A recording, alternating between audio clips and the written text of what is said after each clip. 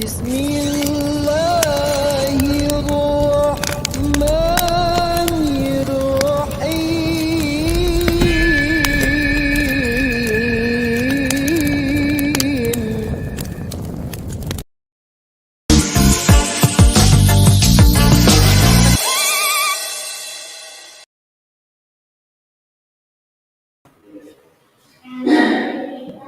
Assalamualaikum warahmatullahi wabarakatuh, everybody.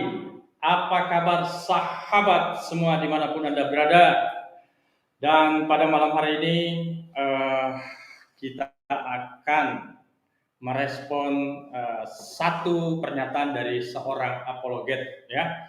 Dan seperti biasanya sahabat Ikhwan Fillah,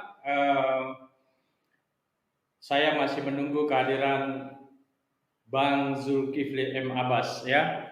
Kita baru saja mulai tapi rupanya antusias para penonton, ya, para subscriber Zulkifli M. Abbas sudah sangat luar biasa, ya. Dan saya lihat sudah sangat ramai di live chat ini, ya.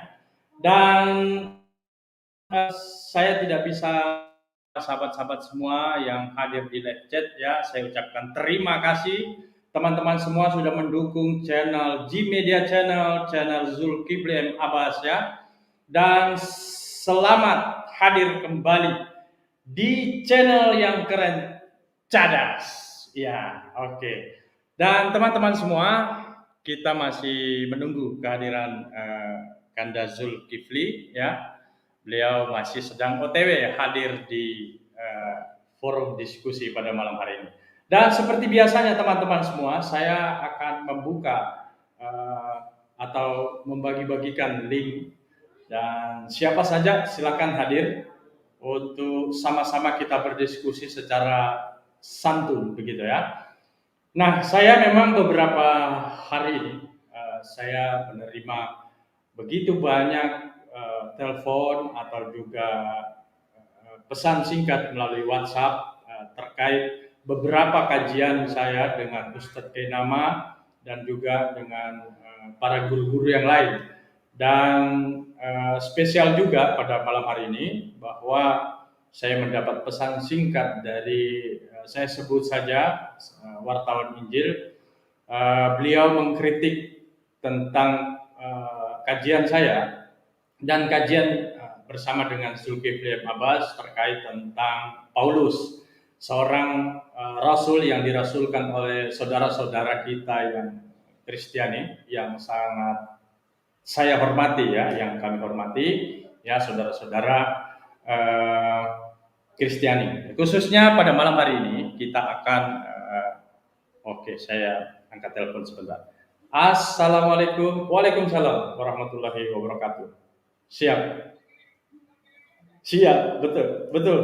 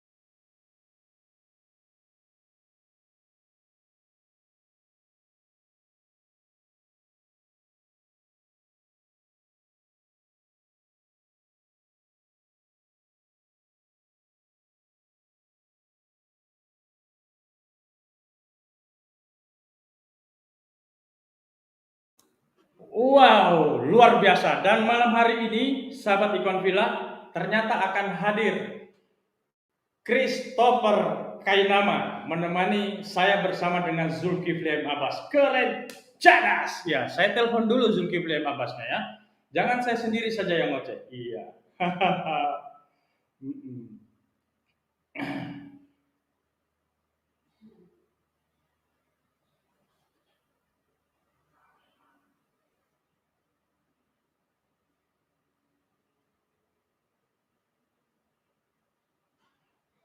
Assalamualaikum Kanda. Iya.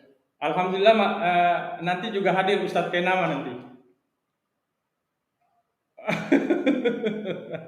Iya.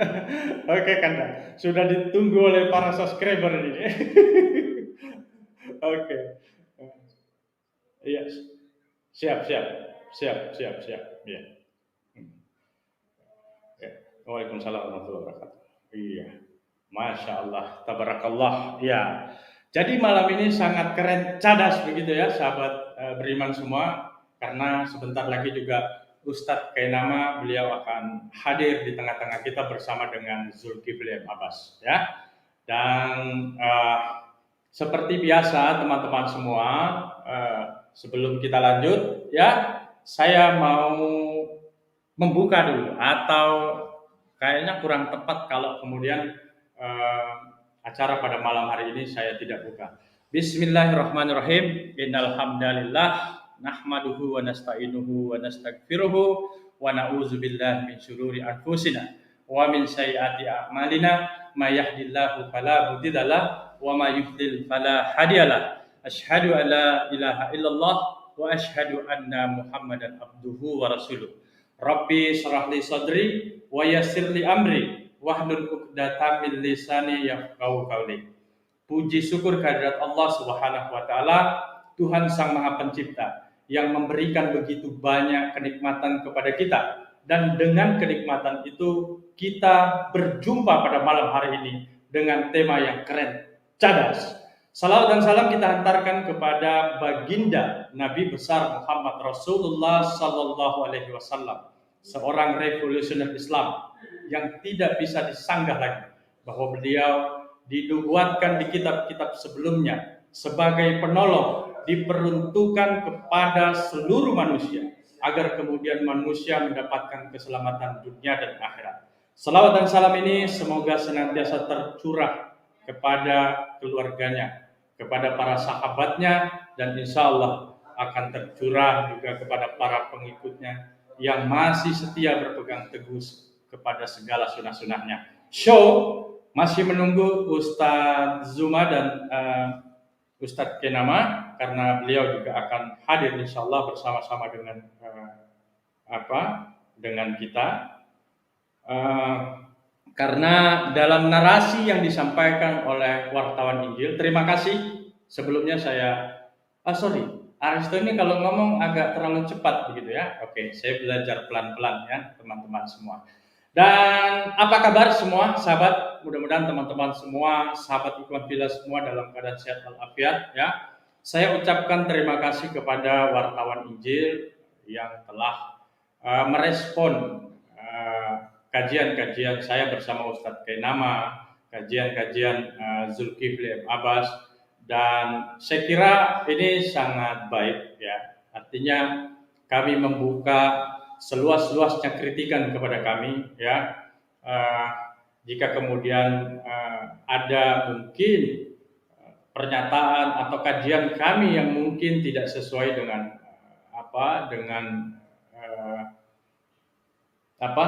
dengan kajian kaidah yang sebenarnya sehingga kami diluruskan, kami sangat berterima kasih. Dan pada malam hari ini kajian ini tidak menyerang atau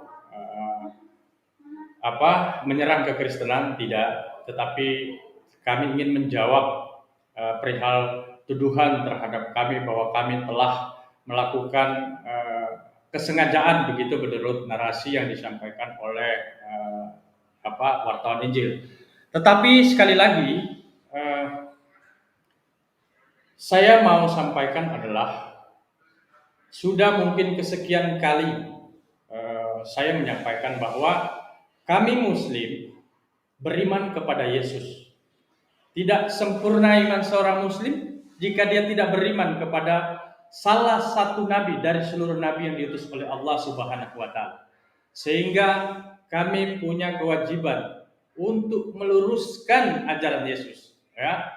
Ketika Yesus dinisbatkan sebagai Tuhan, maka kami sebagai orang yang di dalam keimanan kami diperintahkan beriman, memuliakan Yesus Kristus, maka kami punya kepentingan untuk menjawab. Nah, terkait dengan beberapa kajian-kajian yang kami lakukan atau ya yang saya lakukan bersama Ustadz Kenama, bersama dengan Zulkifli Abbas terkait dengan siapa Paulus. Paulus berdasarkan data yang kami buka, berdasarkan data yang kami baca, bahwa Pauluslah yang kemudian melecengkan ajaran Yesus, begitu ya. Assalamualaikum. Waalaikumsalam. Iya. Ini ada Zulkifli Abbas kah? Iya, betul. Ini siapa? Ya, ini saya dari kenalan. Saya kenal apa? Kenal dari Zulkifli Pak Zulkifli Abbas. Ya, tapi Oh, ya Om Zuma mana? Pak Zuma di mana? masih menunggu. Saya masih menunggu beliau hadir di sini. Ya. Oke. Oke. Oke. Oke. Naruto Muslim apa Kristen? Muslim. Oh, Muslim. Oke. Kita masih menunggu Muslim. Zulkifli Abbas hadir di tengah-tengah kita. Yap.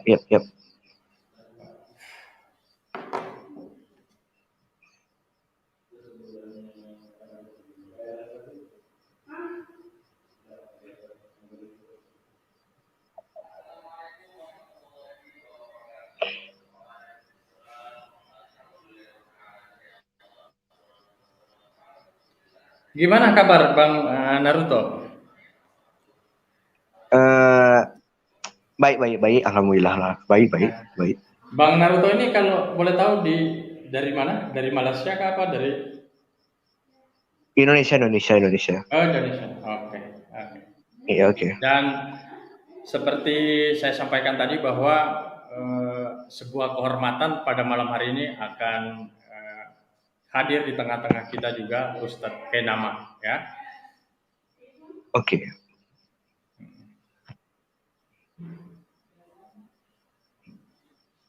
Jadi Yang join nanti tak berapa? Kenapa? Yang join berapa nanti? Yang join di room ini berempat berapa? aja. Berempat aja. Oke. Oke, berempat. Berarti Om Pak Zuma sama kayak nama ya? Iya, betul. Oke. Berarti dua sama dua. Oke, 4.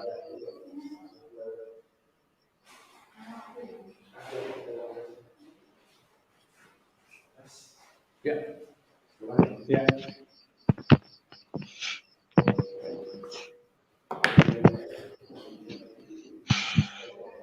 Ini live di apa nih? Di channel YouTube mana? Channel YouTube Zulkifli Abbas dan channel YouTube G Media Channel. Maaf, Naruto dapat link dari siapa ya? Pak Zuma. Oh, Pak Zuma. Oke.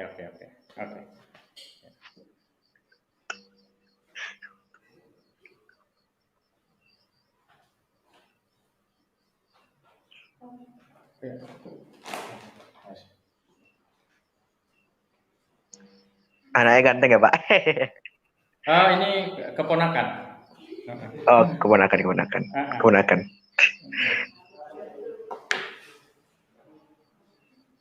Wow, rupanya sudah antusias di live chat ini ya. Luar biasa. Memang kalau Bang Zuma yang hadir itu memang sangat ya. Ya, Apa Bang Zuma kabar? kan Lanjut. subscribernya kan udah apa nih? Subscriber channel Pak Zuma kan udah banyak nih kan. Ya, jadi ya rame sih live chatnya. Banyak debat, banyak yang bahas yang itu. Iya, kalau channel YouTube upload atau debat ya, kalau sekali live ya isinya debat dong, debat pasti. Ada yang spam, ada yang debat gitu. Betul. Banyak sih. Betul. Pengalaman saya ya udah 6 bulan sih ngikutin sih. Ya, ada banyak sih.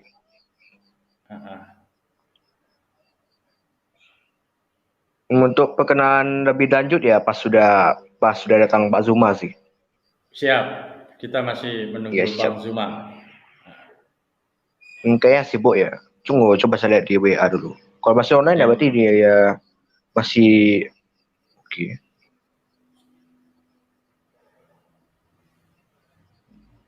Ya masih online sih. Oh, masih online ya. Beliau mungkin masih online berarti ya. Dialog dengan yang lain mungkin ya. Iya, betul. Berarti masih aktif di WA. Apa kabar teman-teman di Makassar? Ya, agak kareba. Bang Aristo sebentar. Wow, sehat selalu. Amin. Allahumma amin. Iya, saya tampilkan dulu live chat yang wow. Sudah sangat ramai ya. Oh ya, saya mau menyapa mama saya. Ik hou van jou. Ik ga niet leven in de wereld zonder mama. Iya. Mama sehat selalu di sana ya. Mana mamaku ini? Kok tidak komen? Biasanya dia komen ya. Ini kok dia tidak komen. Wow.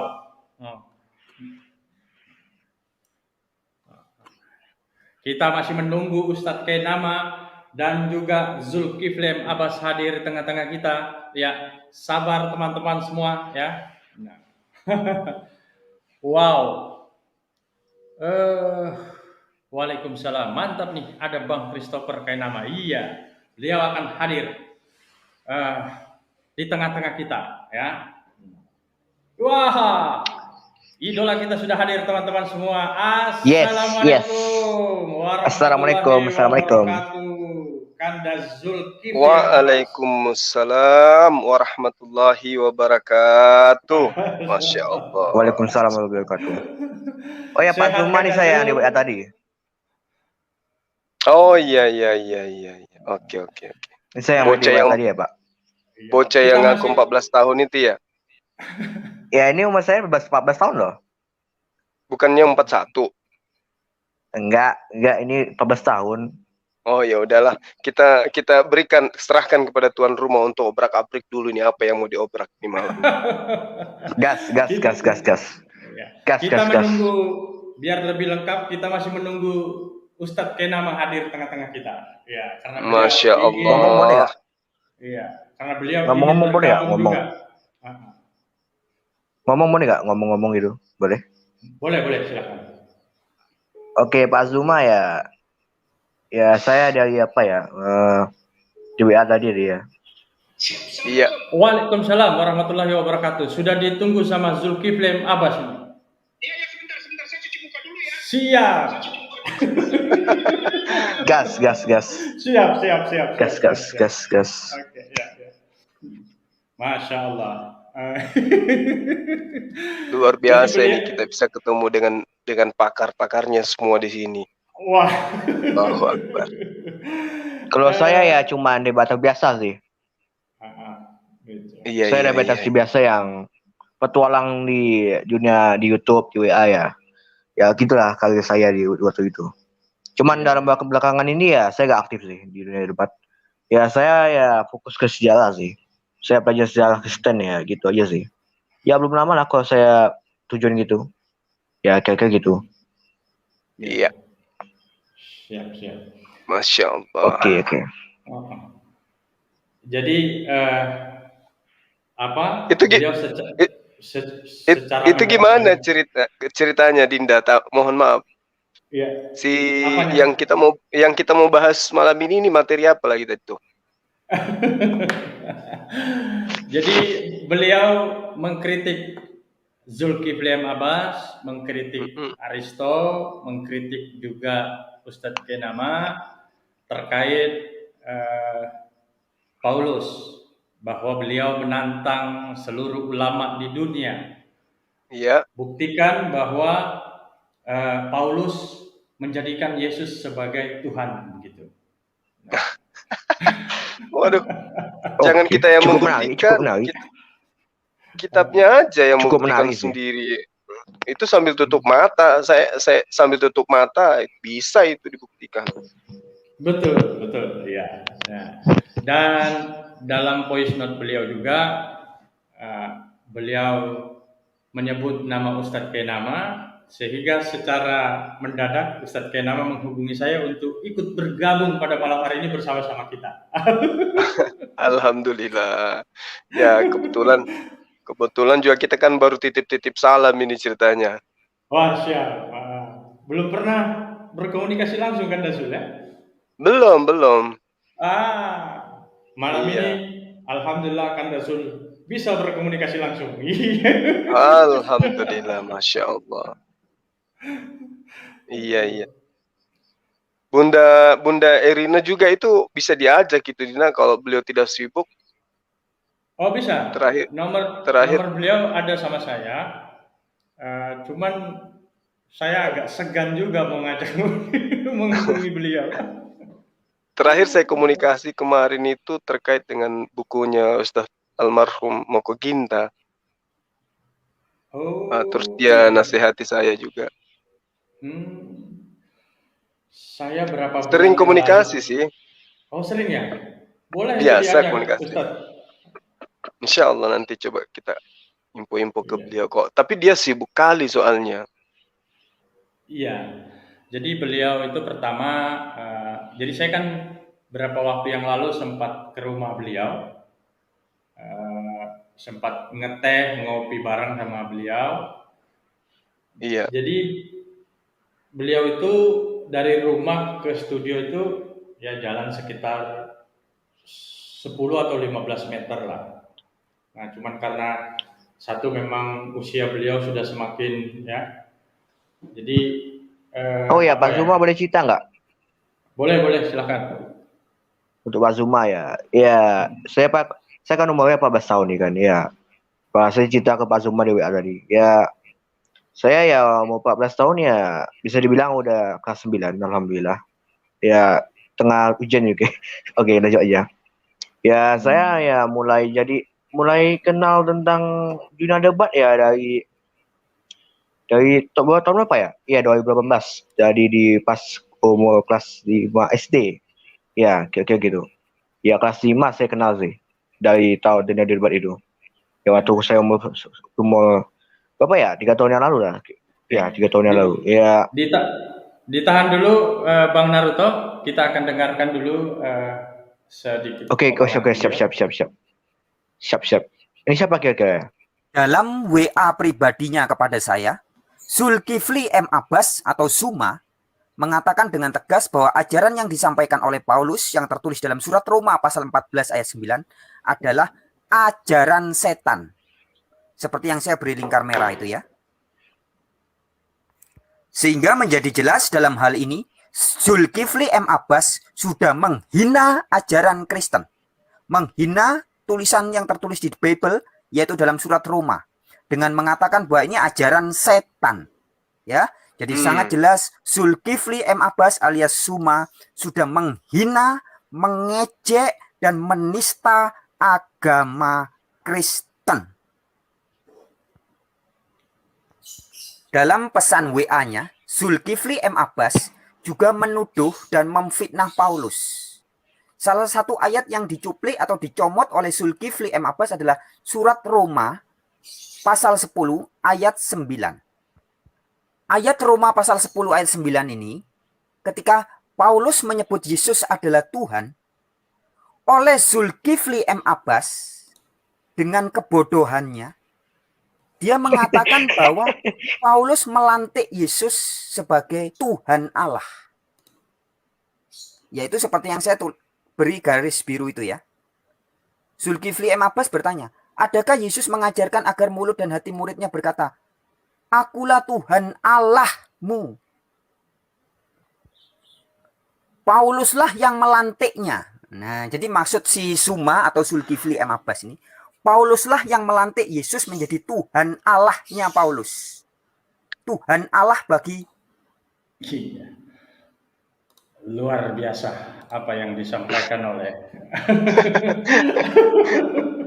Jadi akhirnya saya diblokir sama dia kan? Diblokir sama beliau. Iya.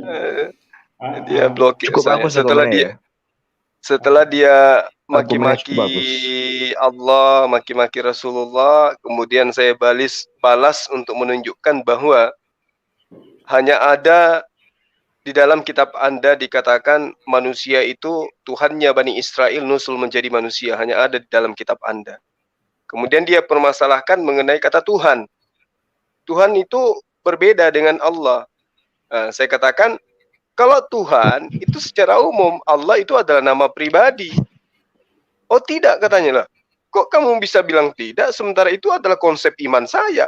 Ketika Yesus mengatakan di dalam Paulus 10 seperti itu, telah menjadi Tuhan, berarti kan Yesus itu sudah dijadikan sebagai Allah, karena bagi kami Tuhan itu cuma satu. Siapa suruh menggunakan kata Allah? Kan itu. Yeah. Kecuali kalau dikatakan menjadi ilah-ilah, berarti sembahan-sembahan. Tapi kalau sudah mengatakan Allah, berarti itu merujuk kepada pencipta alam semesta. Nah, siapa yang melantik itu? Siapa yang melantik? Ya Paulus. Lalu kemudian di dalam Markus 5, nomor 2 sampai nomor 6, siapa yang kemudian mendudukkan Yesus itu sebagai sembahan? Ya orang yang kerasukan iblis. Berarti yang menuhankan Yesus jelas adalah orang-orang yang kerasukan iblis. Betul.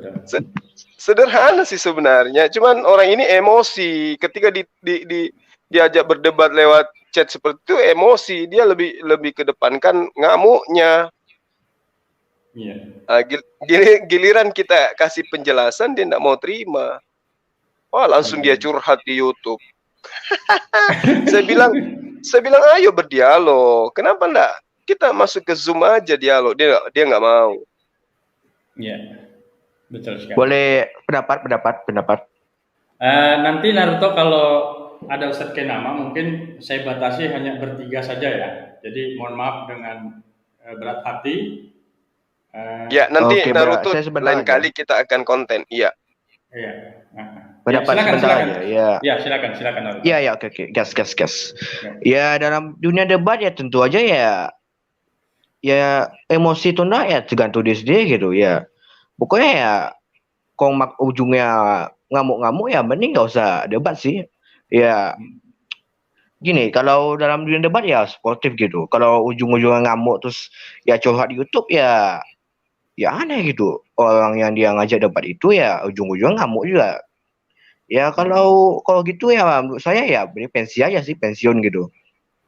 Kalau dalam dunia debat ya tentu harus apa dong? Kalem gitu, tenang gitu. Kalau ujung ngamuk-ngamuk ya teriak-teriak kalau misalnya ajak debat di di StreamYard atau Zoom gitu. Ya kalau ujung-ujung ngamuk-ngamuk teriak-teriak ya aneh gitu. Kita juga harusnya damai gitu. Kecuali ya emang tujuannya ya adu hujat gitu. Kalau debat teologi sama adu hujat ya beda gitu. Kalau udah adu hujat ya gaskan gitu. Kalau isinya cuman maki-maki satu sama lain gitu. Ini kan beda. Debat teologi ya terus kalem gitu. Harus ikuti harus ikuti aturan gitu. Ya kalau ujung-ujung maki-maki atau marah-marah gitu ya menurut saya ya lebih baik pensiun sih atau memang gak usah ikut debat-debat gitu. Tapi kalau berhenti jadi apologet ya tergantung masing-masing sih menurut saya sih. Ya soalnya saya ya nggak aktif di debat sih. Itu pendapat saya sih. Iya. Pendapat saya ya kesimpulannya. Ya kalau mau debat tentu kalau tenang dan kalem sih. Itu aja sih. Iya. Oke, lanjut ke moderator dan yang lain. Iya, baik. Iya. Kita masih menunggu Ustadz Kenama ya. Jadi kalau sama Ustadz Kenama, jadi mohon maaf nanti kalau ada Ustadz Kenama, kita jadi kajiannya bertiga saja. Jadi Bang Naruto saya turunkan dulu ya, gitu. Saya di mute kah? Di mute aja. Saya turunkan Akina. Jadi biar. Oke. Berarti nggak bergabung ya? Nggak bergabung. Iya. Oke. Tapi saya tetap dengar sih. Saya tetap enjoy. Iya. Lain kali kita ngonten lagi. Oke, saya tetap santai aja. Kalau emang ada kesempatan suka konten ya gaskan. Saya gaskan aja. Iya, karena saya ya sudah selain Pak Kenama belum datang ya, saya boleh ngomong ya. Oke, boleh. Berarti ya saya udah debat ya udah lumayan handal sih ya. Ya soal cara berdebat ya saya belajar dari banyak orang sih. Dari Kof Media Channel lah. Termasuk Bang Zuma sih, Pak Zuma ya saya belajar juga sih. Ya setelah saya dari ilmu yang saya dapatkan ya ilmu keislaman sih yang paling utama saya dapatkan sih. Soal ilmu kristologi atau Kristen ya menurut saya nggak utama sih. Ya cukup tahu aja. Cuman yang paling saya cari ya tentang keislaman gitu. Ya karena saya kalau untuk sekarang ya. Kalau saya sebagai apologet sekarang ya Kosnya oke, udah. Oke. Ya, izin saya turunkan ya, Naruto. Boleh. Sekian. Assalamualaikum warahmatullahi wabarakatuh. Masya Allah. Akhirnya jumpa Waalaikumsalam kita. warahmatullahi wabarakatuh. Zuma, kalau gue denger suara lu, gue mau nangis beneran, asli. Bener. Allahu Gue tuh kayak Akbar, Masya gue Allah. dapat berkah bener. Gue dapat berkah bener denger suara lu aja udah. Ini berkah udah. Beneran. Allahu Akbar, Allahu Pulang dari Akbar. sini baru ganti oli lah. Ini motor ganti Masya olinya nanti lah. Allah. Yang penting begitu dibilang ada Zuma di sini, Allahu Akbar. Allahu Akbar. Ini jadi Masya Allah. the greatest gift of all. The greatest gift of all. Berkah. Saya dapat Allahu hadiah dari Akbar. Allah malam ini. Bisa Ya sama satu. berarti. Saya pun demikian. Akhina. Gue mau nangis. Dengar suara Zuma itu gue mau nangis. Asli ya Allah. Apalah artinya monyet ini ketemu sama antum gitu kan? Soalnya kan Jangan gitu lah. pendeta teologi bilang monyet apa segala macam penipu lah kan ya nggak? Masya Allah. Allahu Akbar, Masya Allah. Zuma, bagaimana Ustaz? Kaifa haluka? Bagaimana kabarnya? Alhamdulillah, bikhair, saya baik-baik saja. Akbar, ya Allah, Masya ya Allah. Rabbi, ya Karim. Alhamdulillah. Antum tuh idola anak. Antum itu. Masya Allah. Ini Benar. idola ketemu idola ini ya. Benar, luar biasa. Saya sudah teleponan sama Rifa, tapi kalau sama Zuma baru malam ini satu YouTube channel dan luar biasa berkah. Loh kemana? Beliau masih perbaiki perangkat karena Oh, beliau iya. akan Baik. open cam begitu. Open cam. Open cam? Iya. Nggak usah, jangan. Oh, jangan open cam. Udah biarin aja begitu. Biar orang penasaran. Biar. Nggak usah open cam. Sudah Siap. ada materi sama Ustadz Zuma. Sudah ada materi. Iya, sudah ada materi. Nanti tinggal... Apa tuh? Oh, belum, sudah dibahas belum? Belum. Masih menunggu Ustadz K.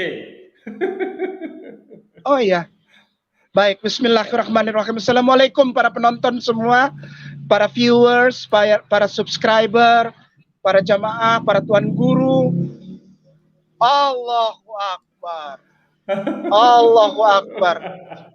Keren. Gue suka minder. Gue suka minder kalau ada dia benar. Minder gue, benar. Soalnya dia putih. Ganteng dia. Iya. Bukan wajah debt collector, bukan. Beta dan kakak ini hitam ya. Kita ini debt collector. Dia bukan. Dia yang punya leasing. Allah Akbar, barakallah. I love you so much, my brother. I love you so much. I love you too. Ya, jadi Akbar. saya itu tadi kenapa begitu dapat kabar dari Bung Ade ini, saya semangat sekali karena karena begini ya, ini untuk juga jadi pembelajaran kita Ustadz Zuma. Baik. Bahwa ada perbedaan antara ketika kita menyampaikan paparan kepada ahli teologi atau para pendeta dalam hal ini secara khusus, itu berbeda apabila kita punya dialog atau seperti conversation with jamaah yang memang ingin riset, ingin digging gitu. Beda sekali. Saya pernah ngobrol sama Ustadz Bung Ade Ariesto, saya bilang begini, Bung Ade, ingat saudara-saudara kita sayang. Gue nangis kalau ngomong gini, gue nangis benar. Saya nangis sekali. Karena masih banyak saudara kita yang ternyata cuma mendengar apa adanya tanpa ada keinginan untuk riset. Untuk bikin riset, untuk digging, untuk seperti dia explore. Karena apa? Karena seperti sudah malas begitu. Kalau kita ngomong sama ahli teologi, sama pendeta, dapatnya begini, makian, tanpa ada satu gambaran bahwa kita dipatahkan argumennya dengan argumen yang punya data valid, berdiri di atas data valid. Nggak ada. Maka itulah yang membuat saya sangat mengidolakan Zuma. Kenapa? Karena Zuma betah sekali. Iya. Itu wujud ini, akhi, wujud kasih sayang terhadap sahabat-sahabat kita. Gitu. Amin. Karena kita tahu neraka itu ya pedihnya kayak mana, sementara antara keimanan yang mereka imani saat ini dengan logika itu bedanya, pemisahnya hanya setipis daun bawang gitu loh. Mereka sudah tahu ada Tuhan, mereka sudah tahu ada syariat, ada nabi, ada kitab. Tinggal menggunakan akal sehat saja sebenarnya. Kalau mereka menggunakan akal sehat, insya Allah mereka akan mendapat cahaya hidayah. Itu aja kok. Allah, amin ya Allah. Ya, makanya kita bertahan, akhi, meski dimaki ya kan, meski sakit-sakitan, sampai tengah malam nggak tidur. Iya. Allahu Akbar. Iya. Sederhananya kan begini. Ya, silakan akhi. Enggak, silakan teruskan dulu, akhi. Gini, sederhananya gini. Makasih, syukran. Ini kan mereka punya konsep yang sudah baku ya. Konsepnya gini. Ya. Yesus itu telah menjadi manusia. Kan gitu. Ya. Setelah Yesus ini menjadi manusia, itu bukan 50%, bukan 99%, tetapi 100% manusia. Artinya ketika Tuhan yang mereka tengarai akan inkarnasi menjadi manusia 100%, ini yang jadi masalah. Ya. Setelah Tuhan ini menjadi 100% manusia, bagaimana kemudian Tuhan yang sudah menjadi manusia 100% ini bisa menjadi pencipta alam semesta kembali? Coba. Sudah menjadi manusia 100%, berarti hilang sudah keilahian. Hilang sudah ke maha kekuasaan. Lalu bagaimana mungkin kemudian yang sudah menjadi 100% manusia masih punya kekuatan untuk merubah kodratnya menjadi pencipta kembali, kan gitu. Terkecuali ada esensi lain yang bisa merubah tadi yang manusia ini menjadi Tuhan juga. Nah, kalaupun ada esensi lain, berarti kan sudah nyata mereka sebenarnya tidak memenuhi syarat untuk di NKRI, karena NKRI harus yang Maha Esa. Kan gitu, akhirnya. Saya kira gitu logika sederhananya. Padahal. Iya, saya berterima kasih bisa ngobrol begini ya. Bung Ade, saya terima kasih, saya dikasih alamat ini, saya berterima kasih. Allah yang balas semua kebaikannya. Begini, itu sebetulnya yang Akhi Zuma, Ustadz Zuma sampaikan malam ini melalui live streaming ini. Insya Allah orang nonton semua ya. Banyak yang nontonnya, insya Allah banyak yang nonton. Supaya tidak insya Allah. Berhenti gitu, tidak berhenti di sini saja. Tidak berhenti di percakapan antara Kainama dengan Zuma dengan Bung Ade, Ariesto. Bukan. Maksudnya ini supaya orang mengerti gitu. Kenapa kok Kainama sudah dimaki orang, dia masih terus saja. Dibilangnya Kainama tidak bisa dialog, monolog, lalu Ustadz Zuma yang dialog kasar dan sebagainya dimaki terus. Tapi kok terus saja. Itu dasarnya. Dan yang disampaikan oleh Ustadz Zuma barusan itu, buat saya bukan logik, brother, akhi. Iya. Bukan logik. Itu natural instinct. Assalamualaikum. Iya, masya Allah. Itu natural instinct. Iya, masya Allah. Yang ditanamkan Allah kepada kita yang ngomong kristologi terus dimaki ini. Supaya kita kasih lihat. Sayangku nggak akan dihiasi dengan kata-kata monyet, bego, goblok, anjing, babi, enggak. Saya cuma sayang sama saudara saya yang sampai hari ini masih pakai kalung salib, masih makan babi kecap, masih RW, masih merasakan bahwa dia sedang beribadah menyembah Tuhan ketika dia minum anggur itu. Aku tidak suruh mereka berhenti, itu tidak. Aku kasih lihat bahwa aku hormati pilihanmu untuk beribadah secara Bapak gerejawi dogmatisme. Bapak-bapak suci, dogmatisme. Tapi hati ini juga harus menyampaikan. Aku sayang kamu, setiap hari aku nangis sama Bung Ade ini. Karena masih ada yang orang-orang saudara kami, apalagi dari Indonesia Timur itu, yang nggak pusing masalah circumcised or not, whether you eat pork or not, whether you eat dogs or not, whether you eat rat or not, whether you drink cap tikus or not, whether you entering the church without open your slippery or not.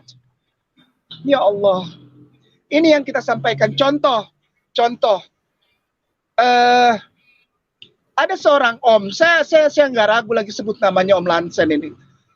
Betul dia pernah bertemu saya, tapi saya tidak mendatangi beliau. Beliau yang datang ke saya di Masjid Agung Sunda Kelapa Menteng. Itu sudah lama, bertahun-tahun yang lalu. Lalu dia bilang kayak nama ini monolog dan dia penipu, pembohong dan dia monyet, goblok. karena sebetulnya dia tidak bisa dialog. Bagaimana mungkin aku dialog dengan orang yang tidak mengerti bahkan sejarah gereja Advent sendiri? Iya, betul. Kalau pendiri gereja Advent yang mantan tentara angkatan laut itu dengar statementnya Om Lansen, dia bangkit dari kubur itu. Karena Om Lansen selalu quoting, kutip-kutip ayat Al-Quran, terjemahan. Itu pendiri gereja Advent bangkit dari kubur dia. Ellen G. White yang menulis buku-buku tentang pengangkatan itu, Ellen G. White, dia bangkit dari kubur. Kenapa ini ada orang Advent mengquote ini seperti yang sekarang ini dia bilang Filipi 2 ayat 6 itu saya kutip katanya monyet goblok. Bagaimana mungkin ada kata-kata Yesus Tuhan di situ menyatakan dirinya Tuhan dari Filipi 2 ayat 6. Bung Ade boleh buka. Ustadz Zuma aku mau izin boleh ya? Supaya jelas. Sebelum Ustadz Zuma sampaikan paparan, saya minta sedikit aja waktu. Baik. Sebelum kita lanjut, saya nggak minta uangnya Ustadz Zuma ya. Masya Allah. Bisa lihat begini aja.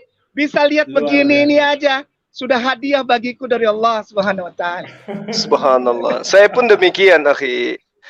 Saya rindu, kangen, dan saya tidak nyangka kalau malam ini kita bisa diperjumpakan oleh Allah.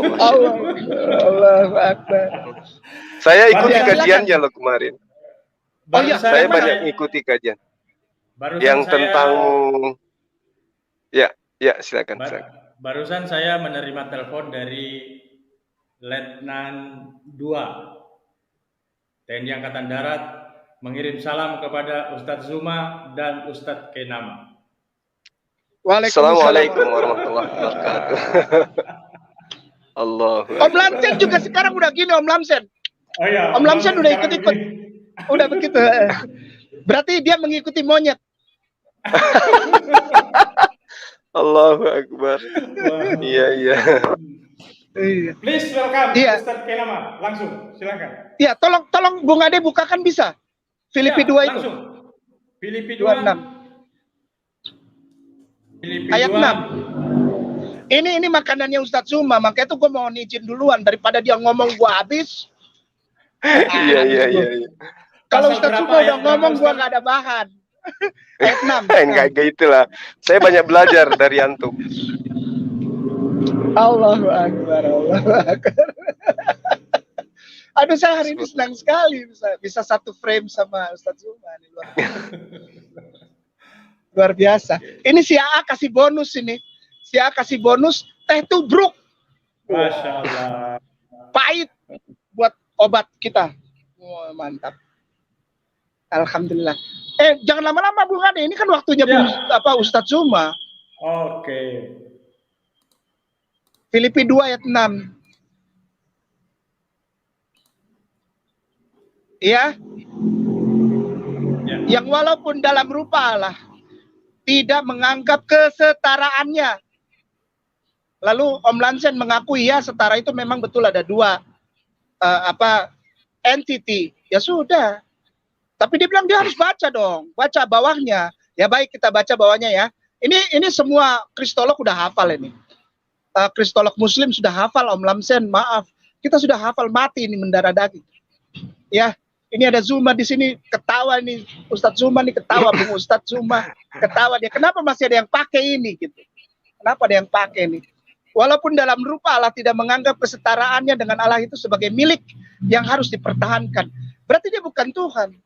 Gitu. Bukan, ini udah gampang banget. Dia bukan.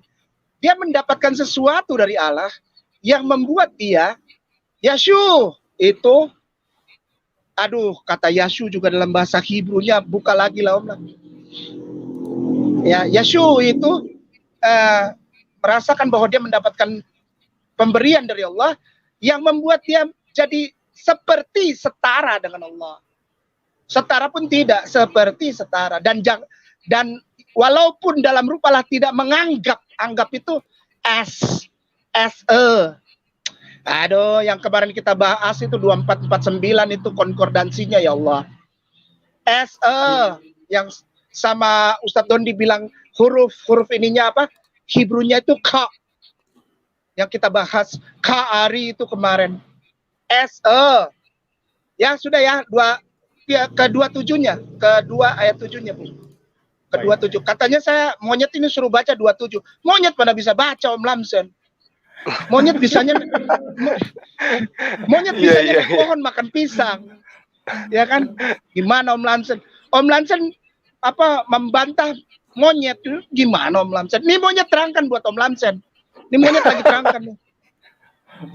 Melainkan telah mengosongkan dirinya sendiri dan mengambil rupa. Jadi ada roh, lalu dia mengosongkan dirinya sendiri. Gimana ini? Roh ini kemana dia? Seharusnya berpikir ke situ. Seharusnya berpikirnya ke situ. Lalu mengambil rupa sebagai seorang hamba dan menjadi sama seperti manusia. Kosong dia. Berarti ada roh manusia, berarti malah jadi Tuhannya jadi tambah banyak. Ada Allah yang memberikan karunia yang setara dengan Allah, kemuliaan. Lalu dia mengosongkan kemuliaan itu, berarti dia nggak punya apa-apa udah. Nah, ada nyawa manusia yang mengambil rupa hamba yaitu sebagai anak manusia. 2 ayat 8, Bung Ade. Geser ayat 8. Siap. Ini sangat nggak teologis gitu, sangat banget. Aduh, ya Allah. 28, katanya suruh baca terusnya. Dan dalam keadaan sebagai manusia, Tuhan tidak pernah jadi manusia, gitu kan. Tuhan tidak pernah jadi manusia. Aduh, anak sekolah minggu tahu bilangan 23 19. Aduh, udah hafal. Mati kawang itu sampai orang bilang sampai masuk di dalam sum-sum. Masuk dalam darah daging. Anak sekolah minggu aja tahu bahwa Tuhan tidak pernah jadi manusia. Bilangan 23 19 ya kan. Dan dalam keadaan sebagai manusia, ini manusia. Sebagai manusia. Keadaan dan dalam keadaan sebagai manusia. Manusia dia udah telah merendahkan dirinya taat sampai mati, bahkan mati di kayu salib. 29. Ini saya jawab dengan ayatnya Om Lamsen sendiri ya. Saya nggak pakai ayat lain. Dan ini bukan tafsir. Ini bacaan letterlah. Cuy lah, letterlah. Bahasa Belanda. Itulah sebabnya Allah sangat meninggikan dia. Jadi ada yang setara dengan Allah, lalu mengosongkan dirinya, mengambil rupa seorang manusia, setia, taat. Kalau dia Tuhan, dia taat kepada siapa kawan? Om, dia taat kepada siapa? Tuhan menjadi manusia, lalu taat. Berarti Tuhan taat kepada Tuhan kah? Berarti ada... Aduh. Nah di ayat 9 ini udah penutupnya itu. Itulah sebabnya Allah meninggikan dia. Setelah mati di kayu salib, katanya, lalu Allah meninggikan dia. Berarti Allah tetap Allah, Yesus tetap manusia. karena Allah meninggikan dia. Kalau Yesus itu Tuhan, kalau Yesus itu Allah, maka dia meninggikan dirinya sendiri. Nggak perlu dikasih-kasih. Dan mengaruniakan kepadanya nama di atas segala nama. Pemberian ini, dia bukan Allah. Yesus diberikan nama di atas segala nama. Ya, nggak ada. Surat Filipi ini ditulis oleh Paulus kepada jemaatnya dia di Filipi tahun 49 sampai 50 Masehi. Filipi adalah nama kota di Yunani, dan Filipi ini diambil dari nama Filipus, ya. Via Egnatia atau Ignatius. Yunani ini nama kota. Raja Makedonianya namanya Filipus II. Antara 360 sampai 353, 52 sebelum Masehi lah. Surat ini ditulis itu antara tahun 49 atau tahun 50 Masehi. Yesus nggak tahu apa-apa tentang surat ini, Om. Ya, biar jelas, Om. Monyet ini belajar, Om. Monyet ini belajar. Monyet ini belajar teologi. Lalu Yesaya 40 ayat 18. Yesaya 40 18. Yesaya. Iya, jangan lama-lama, saya 10 menit aja lah, jangan lama-lama. Kesian. Harus lama. Enggak, saya mau dengar Ustadz Suma. Yesaya berapa, Ustadz? 40 ayat 18. Yesaya 40 18. 40 ayat 18. Sip. Oke. Ya. Jadi dengan siapa hendak kamu samakan Allah? Nggak boleh. Si monyet ini tahu diri, Om. Saya tidak pernah sama-samakan, Om Lamsen. Monyet ini tahu diri. Saya tidak pernah sama-samakan dengan Yesus, dengan Allah. Karena disuruh oleh kitab Yesaya. Jadi dengan siapa kamu hendak samakan Allah? Dan apa yang dapat kamu anggap serupa dengan dia? Saya nggak berani. Saya nggak berani bilang Yesus itu Allah, nggak berani. Dimarahin sama Yesaya, nggak boleh. Ya. Udah ngerti ya? Kejadian 5 ayat 1. Baik. Gak boleh disama-samakan. Gak boleh bilang dia Allah, gak boleh. Yesaya tuh. Ya. Di screen capture ya, Om. Nanti Om baca di screen capture, di capture. Capture tahu nggak itu? Screen capture nih, monyet, bahasa monyet nih. Screen capture. Ya, Kejadian 5 ayat 1. Inilah daftar keturunan Adam. Pada waktu manusia itu diciptakan oleh Allah, dibuatnyalah dia menurut rupa Allah. Tuh ya, Om, makanya saya bilang, ya, rupa Allah itu. Manusia itu rupa Allah. Jadi jangan kagok kalau Yesus bilang rupa Allah, rupa. Matius 24 ayat 30. Matius 24 semua deh. Matius 24 semua. Habis ini udahan kita dengarkan Tuan Guru. Kapan lagi dengarkan Zuma? Biasanya saya buka YouTube baru dengar Zuma. Di sini saya langsung. Kan berkah. Berkah dari Allah. Matius 24 semua. Iya, supaya puas saja. Siap. Om Lamsen bilang Matius 24 ayat 30 31. Saya pakai semua, Om. Nggak pakai 30 31, semua. Saya pakai semua. Supaya puas kita lihat. Ya. Geser ke bawah pelan-pelan, Bung Ade. Geser ke bawah. Geser ke bawah, nanti ada sebelum 30 ada judul perikop. Sebelum 30 ke atas. Nah itu. Terus. Sebelum 30. Ah, di atas lagi. Di atas lagi sedikit lagi. Judul perikopnya aja, Pak. Judul perikopnya baca, Bung Ade. Ya, siap. Judul perikop. Judul perikop. Oh. Oke. Nah, itu judul perikop tuh. Nah, itu. Yang miring tulisannya tuh. Ya. Kedatangan anak manusia, perumpamaan tentang pohon ara. Yesus datang sebagai apa? Nanti dia datang kedua kali sebagai apa itu? Anak manusia, Bos. Nggak ada dibilang dia Tuhan, itu nggak ada. Dia sendiri yang bilang, ini merah ini tulisannya. Berarti ucapan Yesus. Dia adalah anak manusia. Aduh. Ayat 30 Bung baca dah. Baik. Ayat 30. Pada waktu itu akan tampak tanda anak manusia di langit, dan semua bangsa di bumi akan meratap, dan mereka akan melihat anak manusia itu datang di atas awan-awan di langit dengan segala kekuasaan dan kemuliaannya. Iya, dia sebagai penutup tanda akhir zaman. Kemuliaannya itu diberikan, tadi kan kita baca sama-sama. Kemuliaannya itu bukan karena dia mulia, kemuliaannya diberikan. Malah di dalam Yohanes pasal 17 ditulis, Yesus memohon-mohon, permuliakanlah aku. Yesus memohon, saudaraku Kristen dan Katolik, satu pasal itu, Yohanes pasal 17. Yesus memohon-mohon, permuliakanlah aku, permuliakanlah aku, permuliakanlah aku. Berarti ada kekuatan yang mempermuliakan dia, yang memberikan dia kemuliaan. Dia tidak mulia sendiri, diberikan kemuliaan. Ya, pada waktu itu akan tampak tanda anak manusia di langit. Anak manusia yang memperoleh kemuliaan. Baru semua bangsa di bumi akan meratap menangis. Kenapa?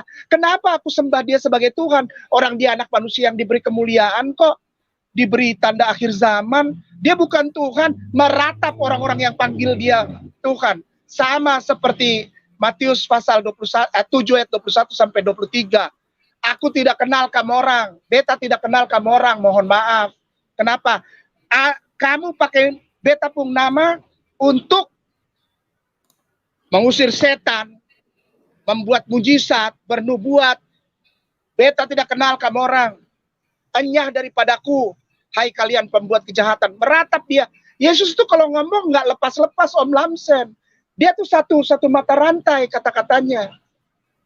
Nabi Allah tuh nggak pernah sembarang ngomong, nggak pernah. Mata rantai terus. Dan kami umat Islam mempermuliakan beliau. Kami tidak pernah menghina beliau.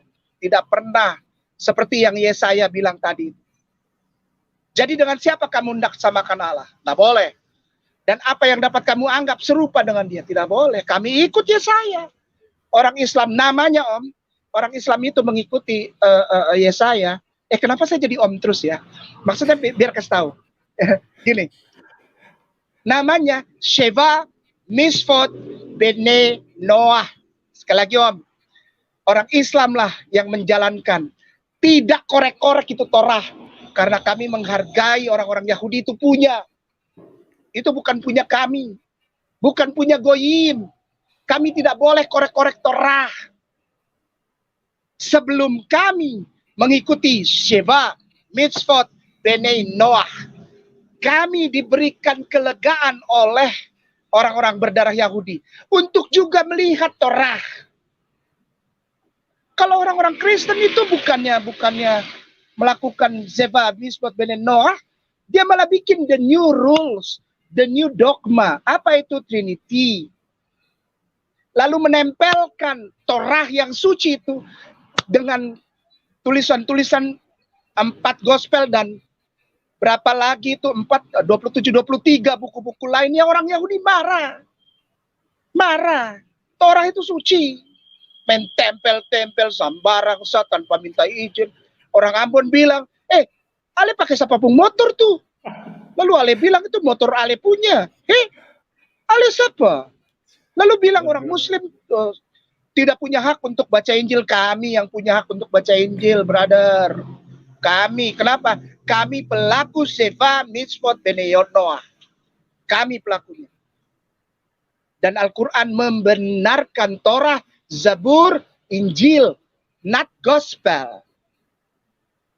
Not gospel. Torah, Zabur, Injil. Kami disunat, kami beralah kepada yang satu, tidak makan makanan haram, dan mengikuti Sheva, Mitzvot, Bnei Noah. Ya, 20, 30 sudah tadi ya. 31 Bung Ade. Baik. 31. Ini saya pakai ayat-ayat yang dipakai si Om aja lah. Saya nggak pakai ayat di luar dari konteks, enggak. Pakai konteks saja saya dibilang bodoh kok, goblok, apalagi di luar konteks. Iya. Iya. Dan ia akan menyuruh keluar malaikat-malaikatnya dengan meniup sangkakala yang dahsyat bunyinya. Dan mereka akan mengumpulkan orang-orang pilihannya dari keempat penjuru bumi. Orang-orang yang dipilih. Siapa itu? Shema Yisrael Adonai Eloheinu Adonai Echad. Lo Adonai Leha Eloheinu Hefarim Al-Panai. Saya nggak mau artikan itu. Saya nggak mau artikan. Biar si Om aja yang artikan sendiri. Orang-orang pilihannya itu siapa? Orang-orang yang mengikuti kata-kata Yesus. Shema Yisrael Adonai Eloheinu Adonai Echad. Lo Adonai Eloheinu Hefarim Al-Panai. Sudah. Ya. Dia punya malaikat katanya. Mana ada manusia punya malaikat? Elia punya malaikat, Om. Elia punya malaikat. Bagaimana sekolah minggu? Cerita-cerita sekolah minggu. Elia punya malaikat. Elisa. Yehezkiel itu naik turun langit itu malaikatnya dia pegang, Antua. Yeremia. Aduh, banyak yang punya malaikat banyak. Dia punya malaikat banyak. Dia bisa suruh malaikat turun 12 legion, 12 kesatuan apa? Seperti tentara gitu. Kapan aja dia bisa suruh turun naik? Bisa. Malah Antua Elia dijemput malaikat dengan kereta yang api-api. Lalu Antua ini masih dengan darah dan daging naik. Elisa tinggal menangis saja. Oh, lebih dahsyat. Om bagaimana? Itu cerita sekolah minggu, Om. Berarti monyet pergi sekolah minggu, Om tidak. Karena monyet tahu cerita itu dan Om tidak. Bahwa semua nabi-nabi diberikan kekuasaan oleh Allah untuk memerintahkan malaikat. Bukan malaikat punya dia. Ada sekumpulan malaikat dikasih oleh Allah. Aduh, kita dari kecil-kecil. Itu lagu itu yang apa? Kereta, lagu kereta. Kereta kecil. Sekolah minggu. Sekolah minggu. Gini. How the angels sing and how the angels sings. Itu lagi lagu 8 sampai 12 tahun. Kalau menyanyi mau masuk perjamuan itu anak-anak apa? Bukan perjamuan apa? Maksudnya kebaktian khusus kayak malam Natal. Anak-anak itu koral. Iya, koral. Gimana sih, Om? Masa cuma Yesus yang punya malaikat? Semua punya malaikat, kawan. Aduh. Malaikatnya. Lalu Markus 14 ayat 62. Siap. Markus. Aduh, ini kata mungkin Ustadz Bung Zuma pikir kain nama kenapa mau jawab? Enggak. Ini bukan untuk si Om, bukan. Untuk saudara kita yang mualaf. Takutnya bukan takut terpengaruh apa, kalau terpengaruh jadi Kristen lagi ya nggak apa-apa lah. Tapi saya mau bilang, ini loh pertanggungjawaban kain nama ya, kepada si bapak itu, Om Lamsen. Ini pertanggungjawabanku, kenapa aku bilang Filipi 2:6-8 itu bukan tentang ayat ketuhanan Yesus. Markus pasal 14 ayat 62. Markus pasal 14 ayat 62.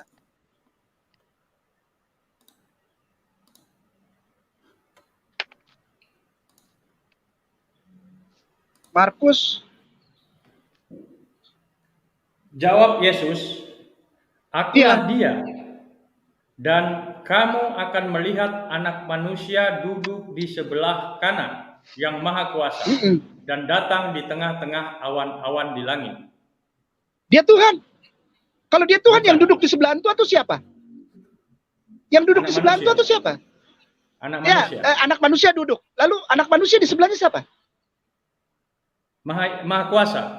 Siapa itu? Allah. Ya udah. Bagaimana jadi Tuhan orang dia duduk di sebelah tua kok? Duduk diam, kata bos besar nih. Udah tenang, teduh. Ya, nanti tunggu waktu kamu turun lagi ke bawah. Oh, beres kan? Ya kan?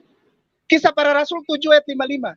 Kisah Para Rasul 7 ayat 55. Ini 2 ayat terakhir, Bung Ustadz Zuma, 2 ayat terakhir. 2 ayat terakhir saja. Saya minta, mohon maaf ambil waktunya Bung Ustadz Zuma nih, waduh. Enggak hina. Justru saya mau jadi jadi pendengar setia ini malam dari antum. Enggak. Kisah para Rasul. Kisah para Rasul. Kisah para Rasul 7 ayat 55. 7. Kisah para ini semua Bung Zuma, Bung Zuma tuh kalau ngomong di YouTube sudah terlalu tinggi. Kalau yang saya ucapkan malam ini cuma sekolah minggu aja, sekolah minggu. Tetapi Stefanus, tetapi Stefanus apa Bung? Bacain Bung. Bung Ustaz. Yang penuh dengan tetapi Stefanus yang penuh dengan Roh Kudus menatap ke langit, lalu melihat kemuliaan Allah dan Yesus berdiri di sebelah kanan Allah. Nah itu udah, ya, udah ya, begitu ya. Terakhir, kan Om Lamsen bilang dari Yohanes pasal 10 tuh, ya ayat 27-28.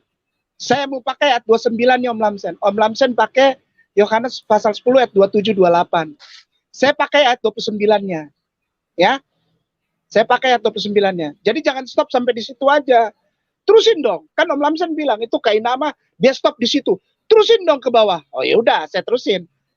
Yohanes pasal 10 ayat 29. Yohanes pasal 10 ayat 29. Yohanes pasal 10 ayat 29. Yohanes pasal 10 ayat 29. Ini pertanggungjawaban saya bikin. Saya masih naik motor, jadi saya tidak usah ini lagi ya. Kepada yang saya hormati Om Lamsen, begini. Saya menjawab klaim Bapak, saya menjawab klaim Om, itu tidak pakai buka buku. Saya sambil naik motor aja. Ya. Jadi saya nggak pakai buka buku. Saya di warungnya si AA ini. Saya nggak pakai lihat-lihat lagi, enggak. Saya langsung apa yang ada di sini aja Om. Ya, silakan Bung Ade baca. Bapakku yang memberikan mereka kepadaku lebih besar daripada siapapun, dan seorang pun tidak dapat merebut mereka dari tangan Bapa. Yesus Bapa, Yesus Tuhan. Bukan. Ya sudah. Bung Ade. Siap. Saya kalau ngomong Ustadz Zuma, aku sayang, yang terhormat. Kalau saya bilang saya sayang sama orang Kristen dan para ahli teologi serta para pendeta, saya tidak cuma ngomong. Ketika saya bilang saya tidak pernah mau menghina, tidak mau menyalahkan, enggak. Bukan cuma di mulut. Tapi saya buktikan itu. Apa? Dengan membuka fakta teologis yang valid. Bukan tafsir, bukan asumsi. Karena ada juga seorang ahli teologi bilang, asumsi liar Kainama. Tidak pernah. Bung Ustadz Zuma tidak pernah pakai asumsi liar. Ustadz Dondi, Ustadz Menahem Ali, Ustadz Bung Ade Ariesto, siapa lagi, Ustadz Reski, Ustadz Zarifa, siapa lagi, banyak para debaters, kristolog dari Muslim. Kami tidak pernah diajar Om untuk menggunakan asumsi, tidak pernah. Karena sejak awal baca Quran aja, Bismillahirrahmanirrahim, Alif Lam Mim. Itu harokatnya panjang pendeknya aja kita udah diatur Om. Kita nggak boleh berasumsi Alif Lam Mim, nggak boleh. Kita ikut rules, kita ikut aturan. Orang Islam kalau mengeluarkan statement harus bukan dari assumption, but legal and valid evidence. Gak pernah kita main asumsi. Katanya Kainama, Bung Ade, Ustadz Ariesto, lalu Bung Zuma Ustadz, lalu Ustadz Dondi Dorang, Moreh, Menahem Ali berasumsi liar. Kainama yang paling utama dibilang berasumsi liar. Never. Silahkan cari jejak digital saya asumsi. Tidak pernah. Karena saya setelah Islam diajar oleh Islam untuk tidak menggunakan assumption atau tafsir dirimu sendiri tanpa melihat Al-Quran, hadis, dan riwayat yang sahih. Lalu para tafsir dari imam mazhab yang jelas sanadnya. Kami diajar itu. Kami nggak berani, apalagi ngomong tentang Bible. Harus kuat dasarnya. Demikian Bung Ade, Allah sayang, Allah berkahi. Saya serahkan kepada Bung Ade dan Ustadz Zuma. Love you. Baik, luar biasa. Kita akan dengarkan dulu ini. Iya, Mas Aristo, itu asumsi. Anda bisa membedakan antara tertulis dengan asumsi, enggak? Saya kasih contoh ya. Tertulis di Alkitab tulisan Paulus, 1 Korintus 8 ayat 6.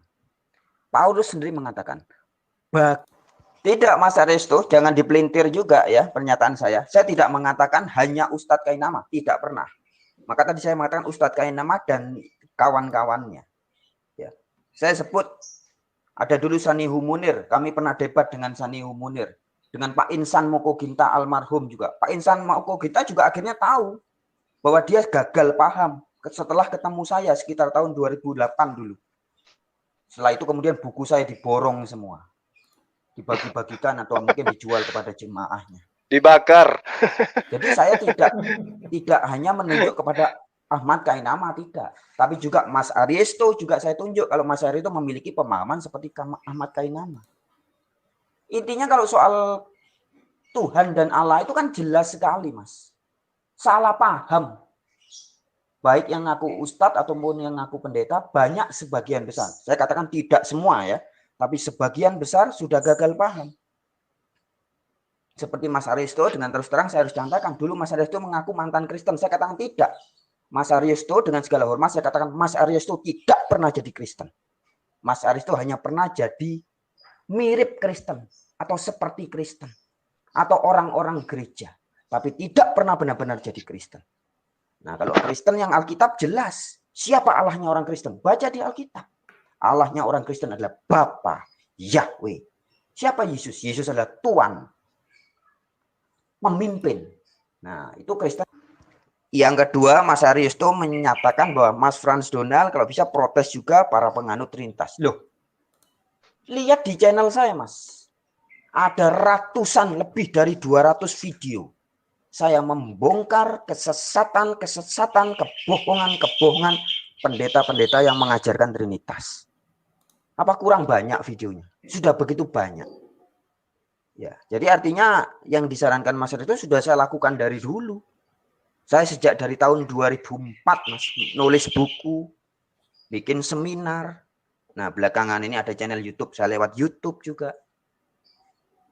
Jadi itu sudah saya lakukan. Nah, tapi masalahnya begini, Mas.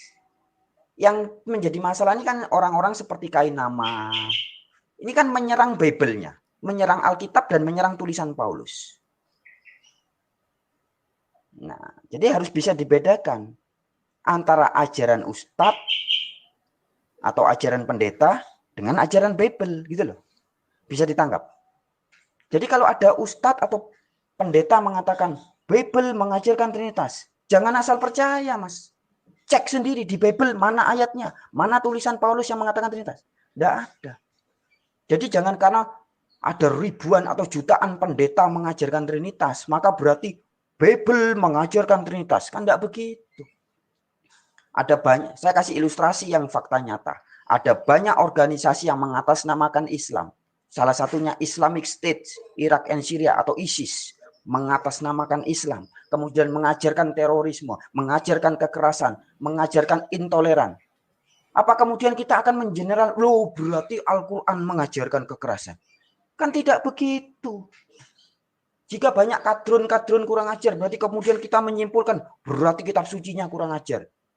Wah ya tersesat kita kalau gitu, Mas. Bisa dipahami ya?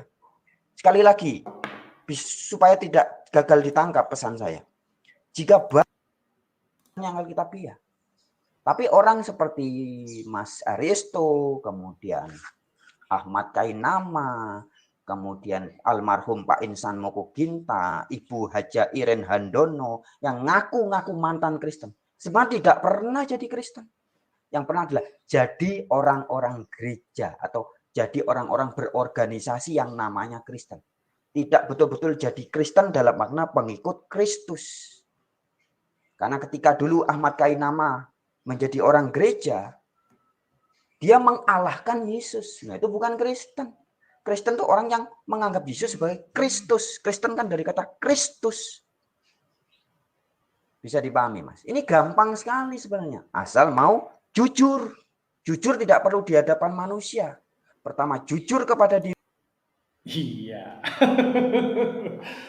Jadi ada voice note beliau yang mengatakan Ahmad Kainama Aristo Zulkifli M. Abbas telah melakukan kebohongan publik bahwa menuduh Pauluslah yang menjadikan Yesus sebagai Allah. Saya langsung ke Ustadz Zulkifli M. Abbas.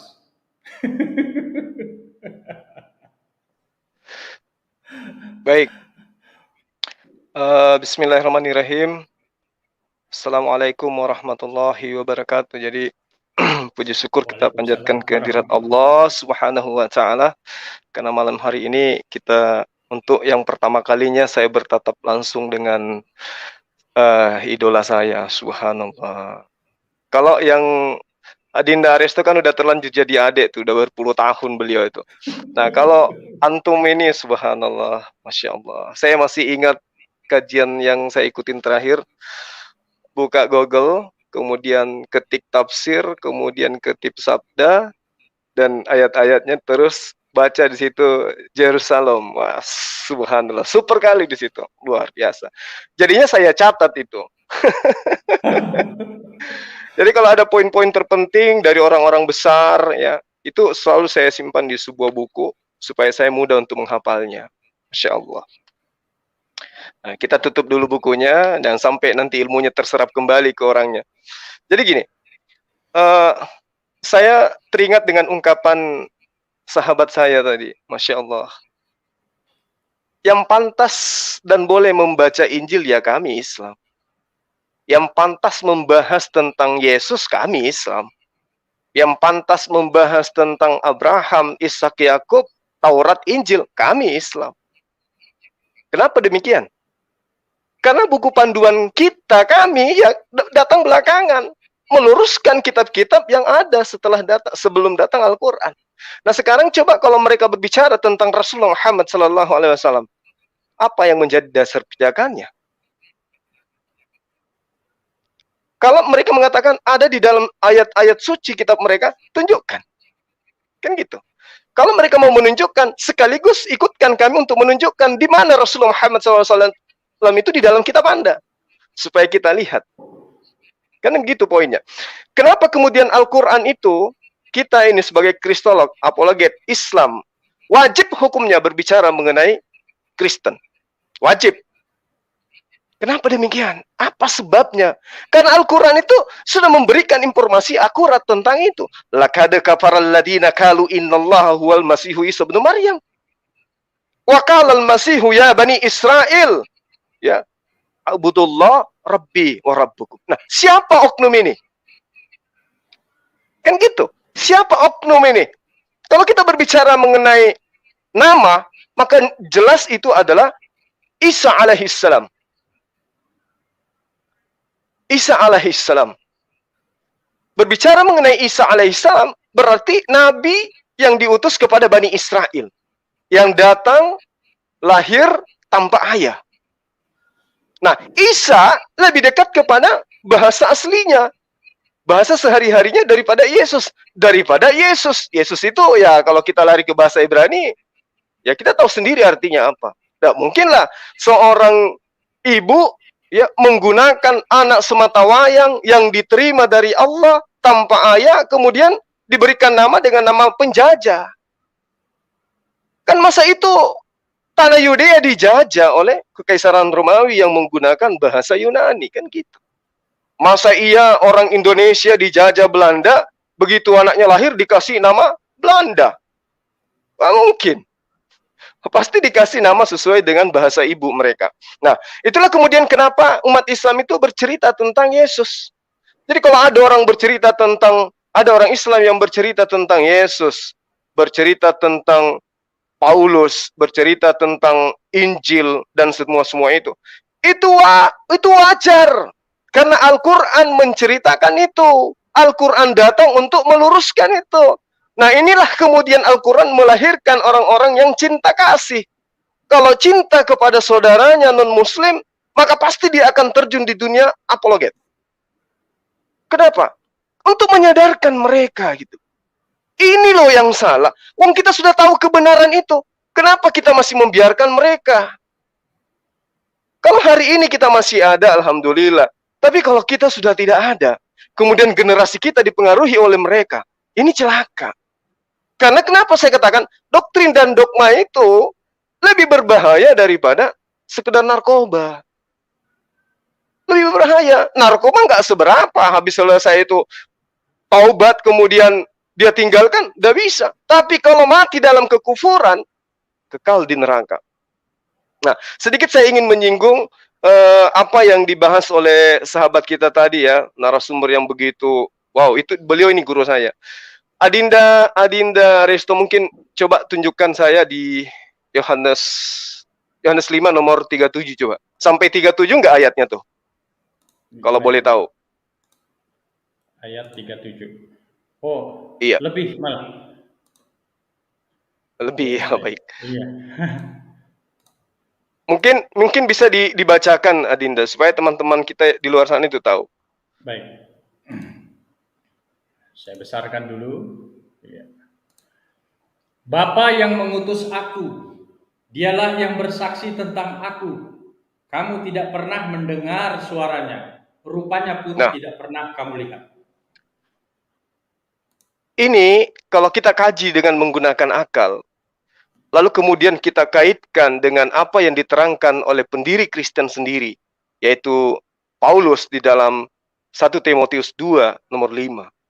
Di situ diterangkan Allah itu esa. Allah itu esa, kata Paulus. Allah itu esa. Lalu Yesus juga esa. Lalu Zulkifli Emabas juga esa. Ustadz Kainama juga esa.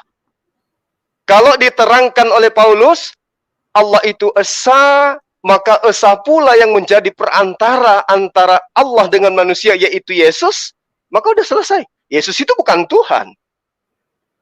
Kan begitu. Katanya Allah esa, Yesus juga esa. Berarti masing-masing pribadi ini berdiri sendiri. Masing-masing pribadi ini berdiri sendiri. Lalu bagaimana kemudian ketika uraian demi uraian dijabarkan di dalam Lukas 2 misalnya. Lukas 2 nomor 52. Yesus di situ diceritakan dia semakin besar. Dari anak-anak menjadi remaja, menjadi dewasa, kemudian dia menjadi besar, dan semakin besar pula, bertambah pula hikmat yang diterimanya dari Allah. Berarti kita mau kemanakan Yesus ini? Kita mau bawa kemana beliau ini? Makanya di awal tadi, saya sempat sedikit membuka tentang apa yang begitu melihat beliau ini muncul, karena saya tahu dia adalah pakar logika. Begitu beliau muncul, saya katakan, ketika Yesus itu adalah pencipta alam semesta. Menurut Pak Lamsen, dia maha kuasa, lagi tidak maha kuasa. Dia maha mengetahui, tapi tidak maha mengetahui. Kan jadinya error. Ini, dokter psikiater larinya ke sana. Nah, ketika dikatakan bahwa Yesus itu adalah pencipta alam semesta yang dikatakan bahwa dia adalah sang firman menjadi manusia. Oke. Kita sepakat di situ, dengan tanda kutip. Yesus itu adalah firman yang telah menjadi manusia. Nggak masalah di situ. Itu saya pribadi masih menerima. Arti kata bahwa Yesus pada mulanya adalah firman. Firman itu telah menjadi manusia. Yesus itu adalah pada mulanya adalah kehendak Allah. Kehendak Allah itu kemudian nusul sesuai apa yang dikehendaki oleh Allah. Allah menginginkan Maria hamil, lahirkan seorang manusia. Apa yang terjadi? Firman menjadi manusia. Sekiranya yang dilahirkan oleh Maria, mohon maaf, adalah ayam atau kambing, maka firman tidak menjadi manusia. Firman menjadi ayam, firman menjadi kambing. Jadi tidak ada yang salah di situ ketika dikatakan firman menjadi manusia. Yang salah adalah orang-orang yang kemudian menyembah ya kehendak Allah yang telah menjadi ciptaan. Nah, setelah menjadi ciptaan 100%, bagaimana upaya dia kemudian bisa berubah menjadi Tuhan? Ini sudah menjadi manusia nih. Saya tadi hanya adalah pencipta alam semesta. Tapi sudah berubah menjadi manusia 100%. Setelah menjadi manusia 100%, berarti dia sudah tidak punya kekuatan. Dia tidak ada lagi kemahakuasaan. Dia tidak lagi memiliki maha hidupnya sudah hilang semua. Kenapa? Dia sudah berhenti menjadi Tuhan. Sekarang statusnya menjadi manusia. Bagaimana caranya kemudian dia bisa berubah kembali menjadi pencipta? Adakah manusia di atas muka bumi ini yang mampu merubah dirinya menjadi pencipta? Tidak. Yesus, oh tidak. Yesus sudah menjadi manusia 100%. Kecuali dia 99% masih ada 1% sisi keilahiannya baru. Mungkin 1% sisi keilahiannya itulah yang membuat dia kembali menjadi kodratnya menjadi pencipta. Tetapi apakah itu tidak bertabrakan dengan akal? Apakah hal itu tidak bertabrakan dengan dalil? Dalil demi dalil, Yesaya 43 nomor 10. Ya, engkaulah saksi-saksiku, tidak ada Tuhan yang dibentuk sebelum aku, dan tidak ada Tuhan yang dibentuk setelahku. Ayo. Ayo. Ayo. Bagaimana? Pencipta alam semesta, apakah dia manusia? Apakah dia dilahirkan? Nah, ternyata ditabrak semua dalil-dalil itu. Yesus yang nyata di dalam Lukas 1 nomor 26 sampai nomor 30 lebih itu dikatakan bahwa pada bulan ke-6 malaikat Jibril datang memberitakan, kamu akan hamil dan melahirkan seorang anak. Artinya Yesus ini membutuhkan proses jauh lebih hebat Adam, jauh lebih hebat Hawa istri Adam. Tidak memiliki proses, dia begitu tercipta langsung dewasa. Yesus dijanin dulu, di dalam perut dulu, dibentuk dia sedemikian rupa. Begitu sudah terbentuk, dilahirkan menjadi bayi, menjadi orok, dan seterusnya. Sebagaimana yang digambarkan dalam Lukas 2. Artinya bahwa ditabrak semua konsep ketuhanan yang ada pada ajaran para nabi-nabi di Bani Israel. Tidak ada Tuhan yang dibentuk sebelum aku dan setelahku, kata Allah. Loh kok tiba-tiba ada Tuhan di abad pertama dibentuk dari manusia? Siapa yang membentuk itu? Orang-orang yang indikasinya jelas, nasihat Yesus kepada murid-muridnya yang asli, yang abad pertama. Waspadalah terhadap ahli Taurat. Waspadalah terhadap orang Farisi. Coba. Lalu kemudian, lebih jauh, ya, mungkin sedikit menyegarkan ini gurunda saya ini. Di dalam Kejadian 49, nomor 27. Bagaimana kemudian Yakub ketika memanggil semua anak-anaknya, dinasihatin. Kamu si Fulan, kelak nanti seperti ini. Kamu si Fulan, kelak nanti seperti ini. Giliran Benyamin yang dipanggil. Apa yang dikatakan oleh Yakub? Di nomor 27. Benyamin, aku melihat masa depanmu, keturunanmu itu kelak akan menjadi serigala. Dari suku Benyamin. Benyamin keturunannya akan menjadi serigala. Tengok di dalam Roma 11 nomor 1. Siapa yang mengaku keturunan Benyamin? Coba. Siapa di situ? Akulah dari Israel. Aku juga dari Abraham. Aku dari keturunan Ishak. Aku dari Bani Israel juga. Dari suku Benyamin. Siapa orang ini?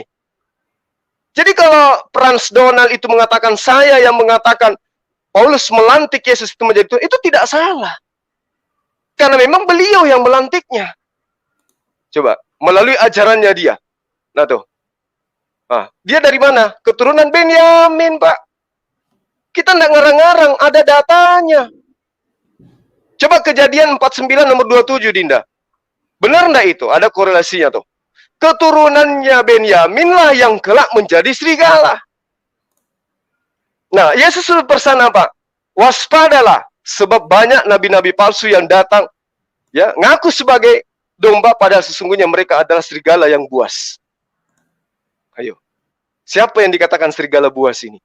Jadi itu bukan fitnahan. Ayat nomor 27 coba Dinda. Nomor ini panggilan Yakub terhadap ke-12 anaknya. Nomor 27. Coba.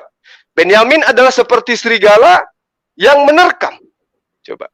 Ini dia panggil, dia ramalkan semua anaknya, giliran Benyamin yang dulu di hadapannya dia terangkan seperti ini. Diterangkan seperti ini.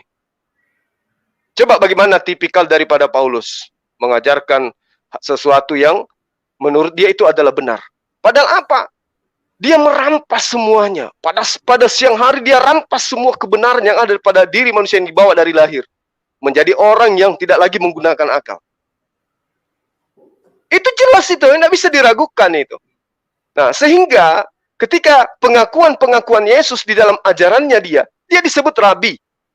Dia disebut guru. Berarti dia memiliki ajaran. Kalau dia memiliki ajaran, berarti dialah yang akan mengajarkan tentang konsep gereja hari ini. Sama yang saya terangkan di tadi sore ya. Saya katakan kepada teman-teman kita di forum ZCC. Apa yang saya katakan? Kalau teman-teman Kristen itu menggunakan akal logika, dan kejadian gereja, kejadian yang diceritakan oleh gereja hari ini adalah sesuatu yang sangat besar dan sangat dahsyat. Bahwa Yesus itu adalah inkarnasi Tuhan, dia adalah raja di atas raja. Maka tentu laksana Rasulullah Muhammad SAW ketika dia datang kepada Bani Israel, datang ke Bani Ismail, bangsa Arab, semua sahabatnya memiliki keturunan. Keturunannya yang kemudian mengajarkan tentang Allah, tentang Al-Quran, tentang Rasulullah Muhammad SAW, sehingga sejazirah Arab sampai hari ini mereka mengatakan La ilaha illallah Muhammad Rasulullah. Coba kita lihat Yesus datang di tanah Yudea, lahir di sana dia, di Nazaret. Mana ke-12 muridnya yang punya keturunan, yang menuhankan Yesus hari ini? Mana?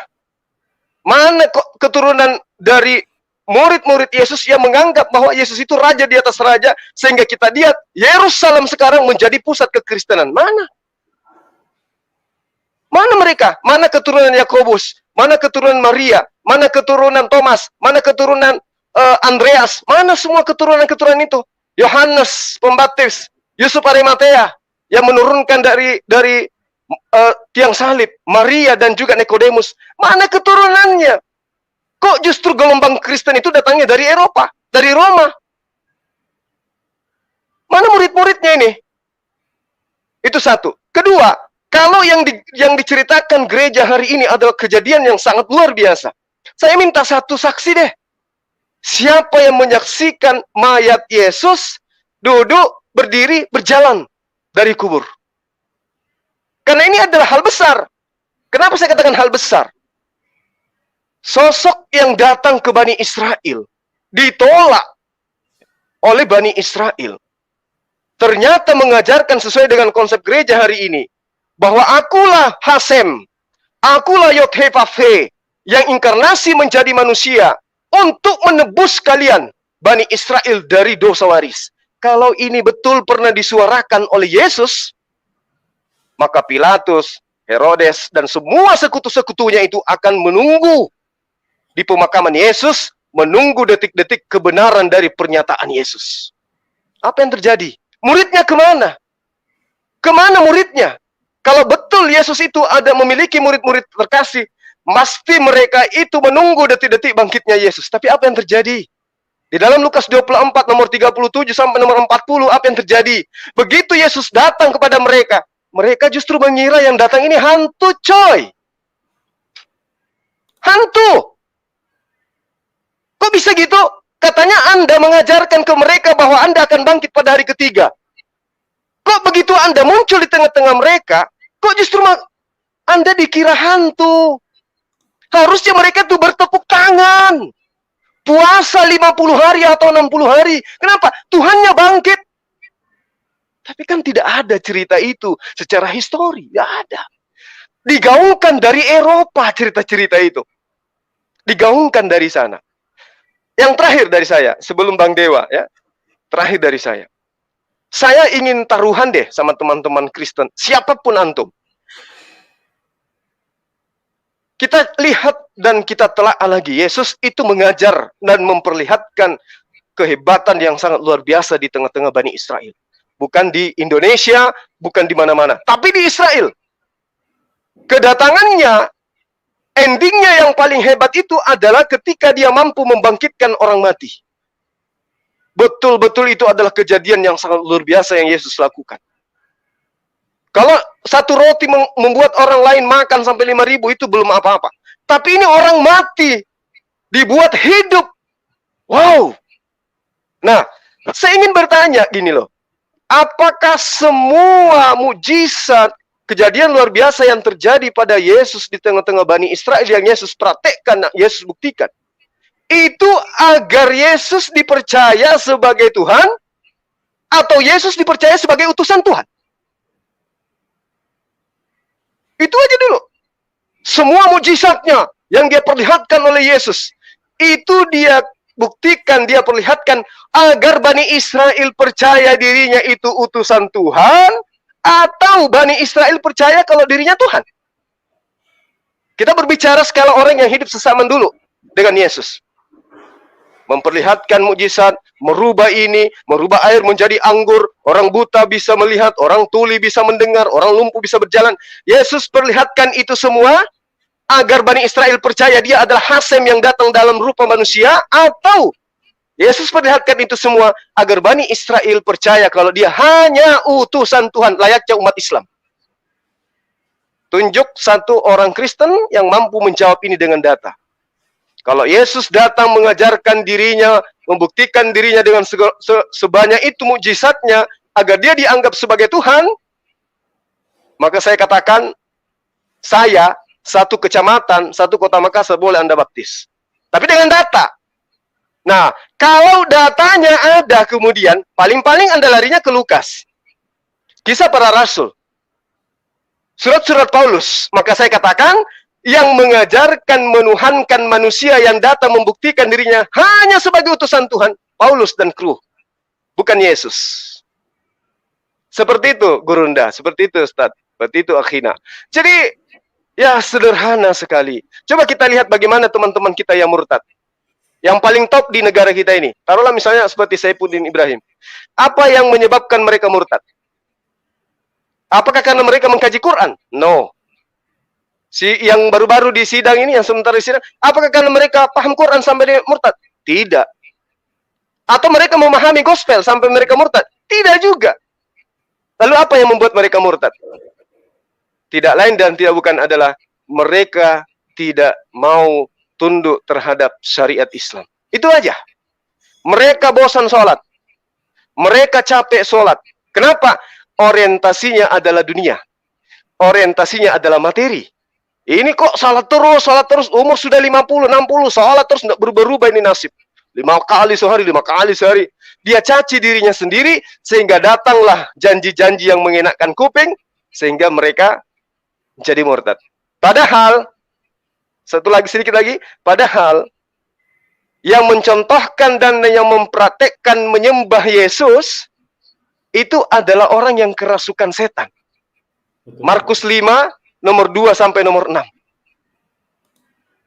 Yang menyebut Yesus sebagai anak Allah, yang menyebut Allah punya anak, hanya iblis dan kru. Jadi yang menyebut Allah punya anak, iblis, yang mempraktekkan menyembah Yesus juga iblis. Orang itu gila, dirantai, di kuburan dia teriak-teriak. Begitu melihat Yesus, langsung tunduk menyembah. Berarti yang mempraktekkan menyembah Yesus, yang adalah utusan Tuhan, adalah orang yang kerasukan roh iblis.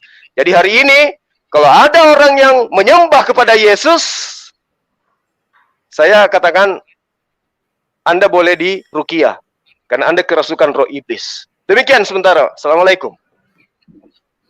Waalaikumsalam. Luar biasa. Malam ini memang kolaborasi yang sangat panas ya. Sebelum nanti ke Bang Mahadewa. Jadi malam ini saya bersama Bang Zulkifli, Ustadz Kenama hadir. Pertama, kami ingin menjawab bahwa kajian yang kami lakukan berdasarkan data. Kalau kemudian kami dituduh sebagai pembohong, artinya secara langsung bahwa saudara-saudara kita yang menuduh Ustadz Kenama pembohong, ya, Ustadz Kenama monyet, mohon maaf, Zulkifli Abbas bajingan tengi, ya, Aristos setan, ya, secara tidak langsung bahwa saudara-saudara kita telah menuduh bahwa Alkitab itu adalah pembohong. Karena yang kami kutip dari ayat-ayat Alkitab. Itu yang pertama. Kemudian, Itu adalah sesuatu yang sangat berdasar kalau kemudian Paulus telah menjadikan Yesus Tuhan. Tidak ada pernyataan secara eksplisit di dalam Bible Yesus mengatakan, aku adalah Tuhan, sembahlah aku. Tidak ada. Yesus mengajarkan puasa, Yesus mengajarkan sholat, Yesus mengajarkan berwudu, ya. Yesus mengajarkan ketika mati dikafani, disolati. Yesus mengajarkan berwudu, Yesus mengajarkan zakat. Bahkan kajian yang kemarin saya lakukan dengan Ustadz Kenama, Yesus mengajarkan untuk pergi beribadah haji. Bahkan Paulus 3 tahun hidup di tanah Arab. Ngapain dia di tanah Arab? Paulus mengajarkan untuk menghapus hukum Taurat. Paulus tidak mengajarkan sunat. Dari sunat kulub menjadi sunat hati. Mana para nabi-nabi terdahulu mengimplementasikan sunat hati ke dalam ajaran mereka? Tidak ada. Paulus menjadikan sama Allah dengan diri Yesus. Kita bisa tengok di Efesus pasal 4 ayat yang kelima. Hafal kami. Jadi kalau justifikasi bahwa bahwa Paulus yang telah merusak ajaran Yesus, melecengkan ajaran Yesus, menjadikan Yesus sebagai Allah, inkarnasi dari Tuhan menjadi manusia, datanya lengkap. Sudah disampaikan oleh Ustadz Kenama, sudah disampaikan oleh Ustadz Zuma. Kemudian apalagi yang harus kami lakukan? Semua data sudah kami berikan. Nah, sekali lagi seperti apa yang disampaikan oleh Ustadz Kenama, bahwa kami tidak sedang mendiskreditkan Kristiani, agama Kristiani dan Katolik. Kami tidak sedang membenci agama Kristen. Sekali lagi kami katakan, kami beriman kepada Yesus. Kami punya relevansi untuk meluruskan ajaran Yesus. Tidak masuk surga Zulkifli Abbas, tidak masuk surga Ustadz Kenama, tidak masuk surga Ustadz Kenama dan Aristo kalau dia tidak beriman kepada salah satu nabi. Dan kalau kemudian nabi yang kami imani dijadikan sebagai inkarnasi daripada anak Tuhan, maka wajib kami meluruskan itu. Seperti apa yang disampaikan oleh Zulkifli Abbas tadi. Wajib hukumnya. Islam menyebut tentang kekristenan. Karena agama Kristenlah yang kemudian melecengkan ajaran Yesus. Kami harus bertanya itu. Jangan kemudian kami dijawab dengan tuduhan bahwa kami telah melakukan kebohongan publik. Ustadz Kenama telah menipu umat Islam. Justru kalau Ustadz Kenama menipu umat Islam, ini sesuatu yang sangat menguntungkan. Begitu. Kemudian apa yang disampaikan oleh Ustadz Kenama, oleh Zulkifli Abbas berdasarkan data, berdasarkan dalil. Kalau dalil-dalil ini kemudian masih disanggah, apakah kami harus mengatakan sesuatu yang tidak berdasarkan data? Berdasarkan ayat-ayat Alkitab saja kami masih dikatakan sebagai pembohong, masih dikatakan sebagai setan, dikatakan sebagai penipu. Bagaimana kalau kemudian apa yang disampaikan, narasi yang disampaikan oleh Zulkifli Abbas dan Ustadz Kenama berdasarkan asumsi Ustadz Kenama sendiri? Kalau berdasarkan dalil saja dikatakan penipu dan pembohong, kalau Ustadz Kenama dan Zulkifli Abbas mengatakan dari asumsi, berarti mereka 1000 kali pembohong, 1000 kali penipu. Jadi apalagi yang harus kami katakan, apalagi yang harus kami sampaikan?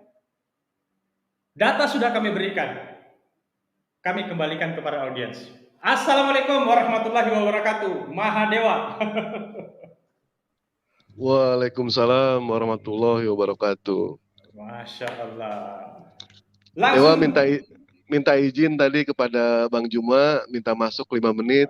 Pengen teguran dengan Ustadz Kenama, pengen kenal dengan Ustadz Kenama. Mungkin Ustadz Kenama tidak kenal dengan Dewa, tapi Dewa selalu menonton kajian-kajian yang diberikan oleh Antum tuh ngetop sekali, antum tuh ngetop banget tuh, sama kayak baju biru tuh, sama kayak baju biru tuh. Semua mualaf di Masjid Agung Sunda Kelapa, di Masjid Atin, di Jakarta Selatan, Jakarta Barat. itu gue suka males kalau mereka datang ke gue, bener males. Karena apa?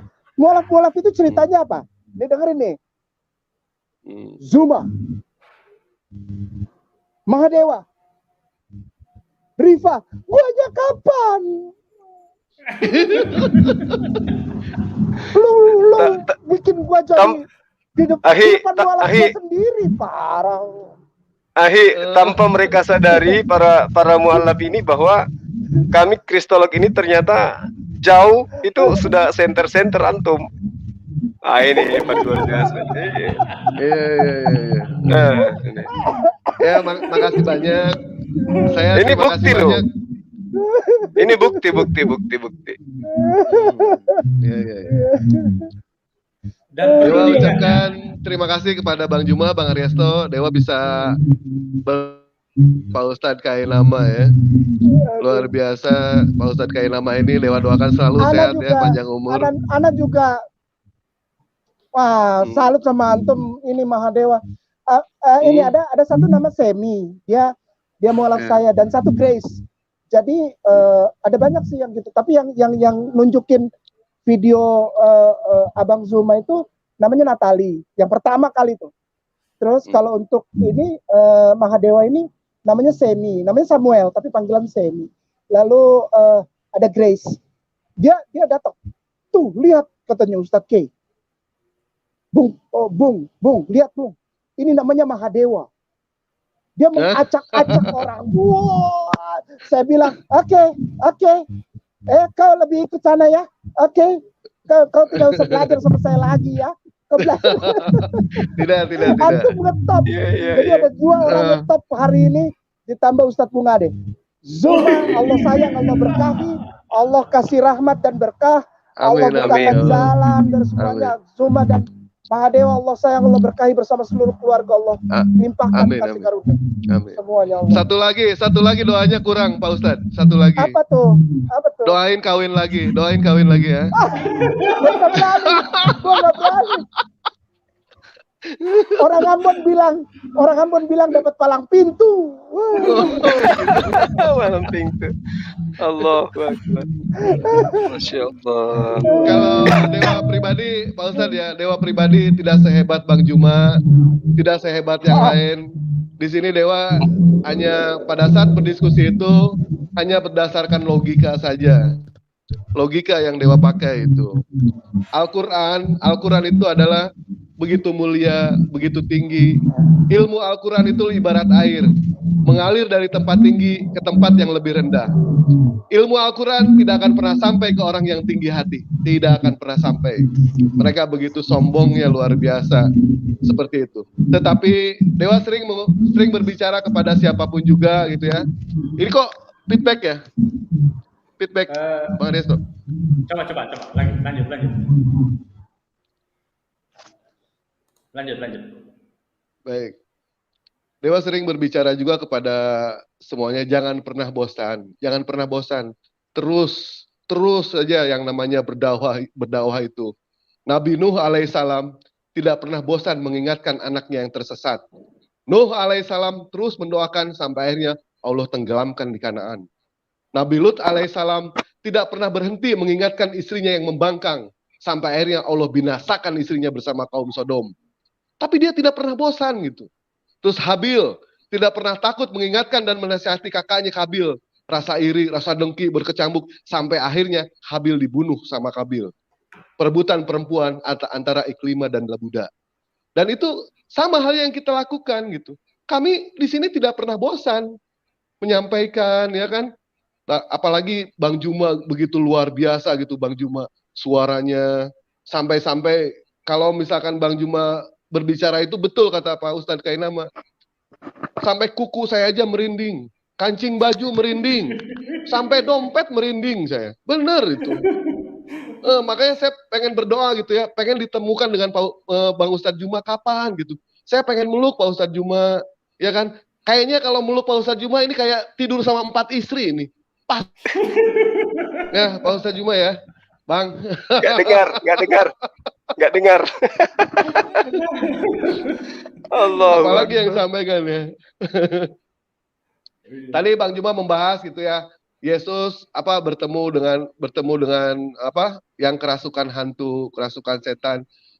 Yesus ditemui sama malaikat, itu pun kita meragukan loh itu. Apakah itu sosok malaikat atau bukan? Soalnya namanya tidak ada. Sekarang cari di referensi manapun juga. Ketika Yesus bertemu dengan malaikat, siapa nama malaikatnya? Kalau ada yang tahu nama malaikatnya, saya bunuh diri sekarang nih. Bunuh diri saya sekarang. Minum baygon rasa jeruk. Beneran Pak Ustadz? Benar, itu fakta itu. Iya. Dan mereka begitu ini ya, Yesus dikatakan Tuhan itu karena mujizat-mujizatnya. Nabi Isa alaihissalam mujizatnya tidak ada buktinya sampai hari ini, tidak ada buktinya. Andaikan Nabi Isa alaihissalam tidak tertulis di dalam Al-Quran, demi Allah, saya tidak akan percaya Pak Ustadz. Tidak akan percaya saya. Berhubung tertulis di dalam Al-Quran, 100% saya percaya. Kenapa? Karena itu adalah firman Allah Subhanahu wa taala. Nabi Isa alaihissalam bisa menyembuhkan penyakit lumpuh. Mana saksinya? Mana orangnya? Sudah meninggal. Nabi Isa alaihissalam pernah menghidupkan orang yang matinya sudah meninggal. Nabi Isa alaihissalam pernah menghidupkan penyakit kusta, penyakit buta, penyakit belang, orang-orangnya sudah meninggal semua. Tapi lihat mujizatnya Nabi Muhammad SAW, bulan terbelah. Sampai terakhir ada seorang astronot atas nama Yang Lingwei, silakan dicek itu. Dia begitu sombongnya mengatakan, aku adalah orang yang pertama kali mendengar kalau bintang itu pernah mengetuk. Ternyata itu ada di dalam Al-Quran. Nah itu luar biasa ilmu sains yang di dalam Al-Quran. Sampai akhirnya dia pun bersahadat gitu kan. Nah sekarang ketika seorang astronot mengemukakan yang namanya kebenaran, mau dibantah dengan orang-orang oten yang dimana track recordnya mereka adalah supir angkot, mana bisa? Dia astronot naik kapal itu, naik Apollo ke atas. Lihat ya kan, begitu luar biasanya saya di dalam Al-Quran. Tetapi masih dibantah juga. Lah begitulah ketika Nabi Muhammad membelah bulan pun, mereka pun membantah sama. Begitu sombongnya mereka itu. Nggak tahu kenapa ini juga bingung. Ya kan? Makanya sesuai dengan apa yang Dewa bilang tadi, Al-Quran itu ilmunya tinggi. Tidak akan pernah yang namanya nyampe ilmu Al-Quran kepada orang yang tinggi hati. Tidak akan pernah. Mereka begitu dibutakan mereka itu. Betul-betul yang namanya pohon pisang. Pak Ustadz, pohon pisang. Mereka tidak punya hati, cuma punya jantung doang. Ya begitu jadinya, tidak pernah mau buka hati. Nah itu aja dari Dewa. Dewa terima kasih banyak. Dewa bisa ngobrol sama Pak Ustadz Kainama, sama Bang Juma, sama Pak Aryaso diberikan kesempatan di sini. Terima kasih banyak ya, Bang Juma. Terima kasih. Mudah-mudahan Bang Juma sehat selalu ya. Kita nanti insya Allah ketemu dalam waktu dekat Bang. Nanti Dewa bawakan seseorang juga Bang buat Abang. Pak Ustadz terima kasih banyak. Pak Aryaso izin pamit. Assalamualaikum warahmatullahi wabarakatuh. Di sini aja. Waalaikumsalam, di sini aja. Di sini aja. Ya luar biasa apa yang disampaikan. Saya menyambung apa yang disampaikan oleh Bang Dewa ya. Saya beberapa kali katakan bahwa ini bahasa juga saya kutip dari seorang guru saya, bahwa Islam itu hanya akan sampai kepada orang-orang yang cerdas, kepada orang-orang yang pintar. Islam tidak akan pernah sampai pada kebodohan. Ya. Bahkan karena kebodohan, orang itu bisa meninggalkan Islam, walaupun dia sudah Islam. Jadi Islam itu tidak bisa sampai sama orang-orang yang bodoh, sampai kepada orang-orang yang cerdas. Ustadz Kainama ini cerdas, makanya Islam sampai.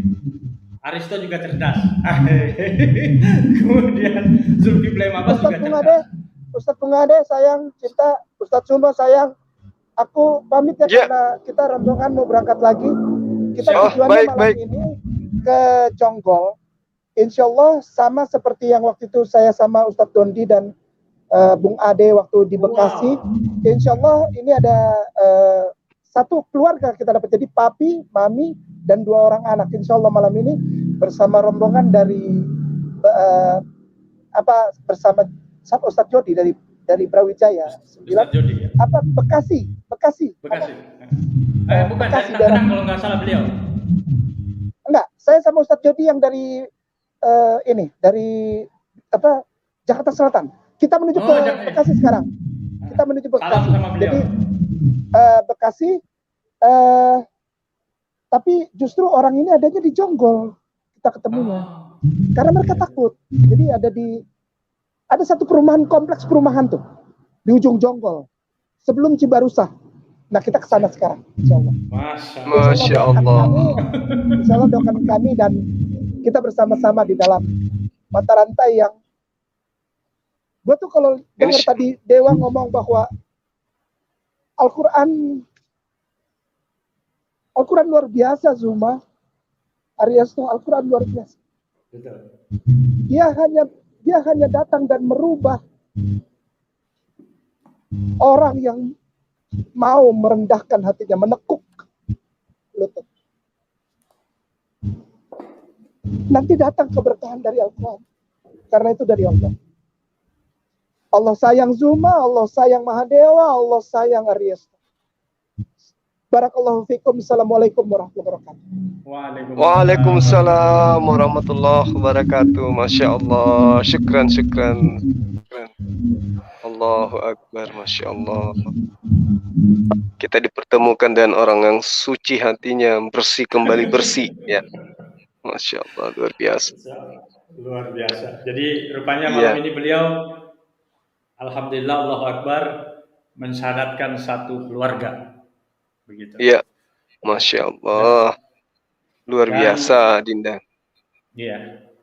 Kebetulan tadi pagi ya, saya dapat telepon dari Inggris. Ya, beliau seorang mualaf bernama Maria, sekarang lagi ambil gelar doktor di Inggris. Insya Allah akan hadir di G Media Channel, dan ternyata beliau adalah murid daripada Ustadz Kenama. Masya Allah. Subhanallah. Allahu Akbar. Masya Allah.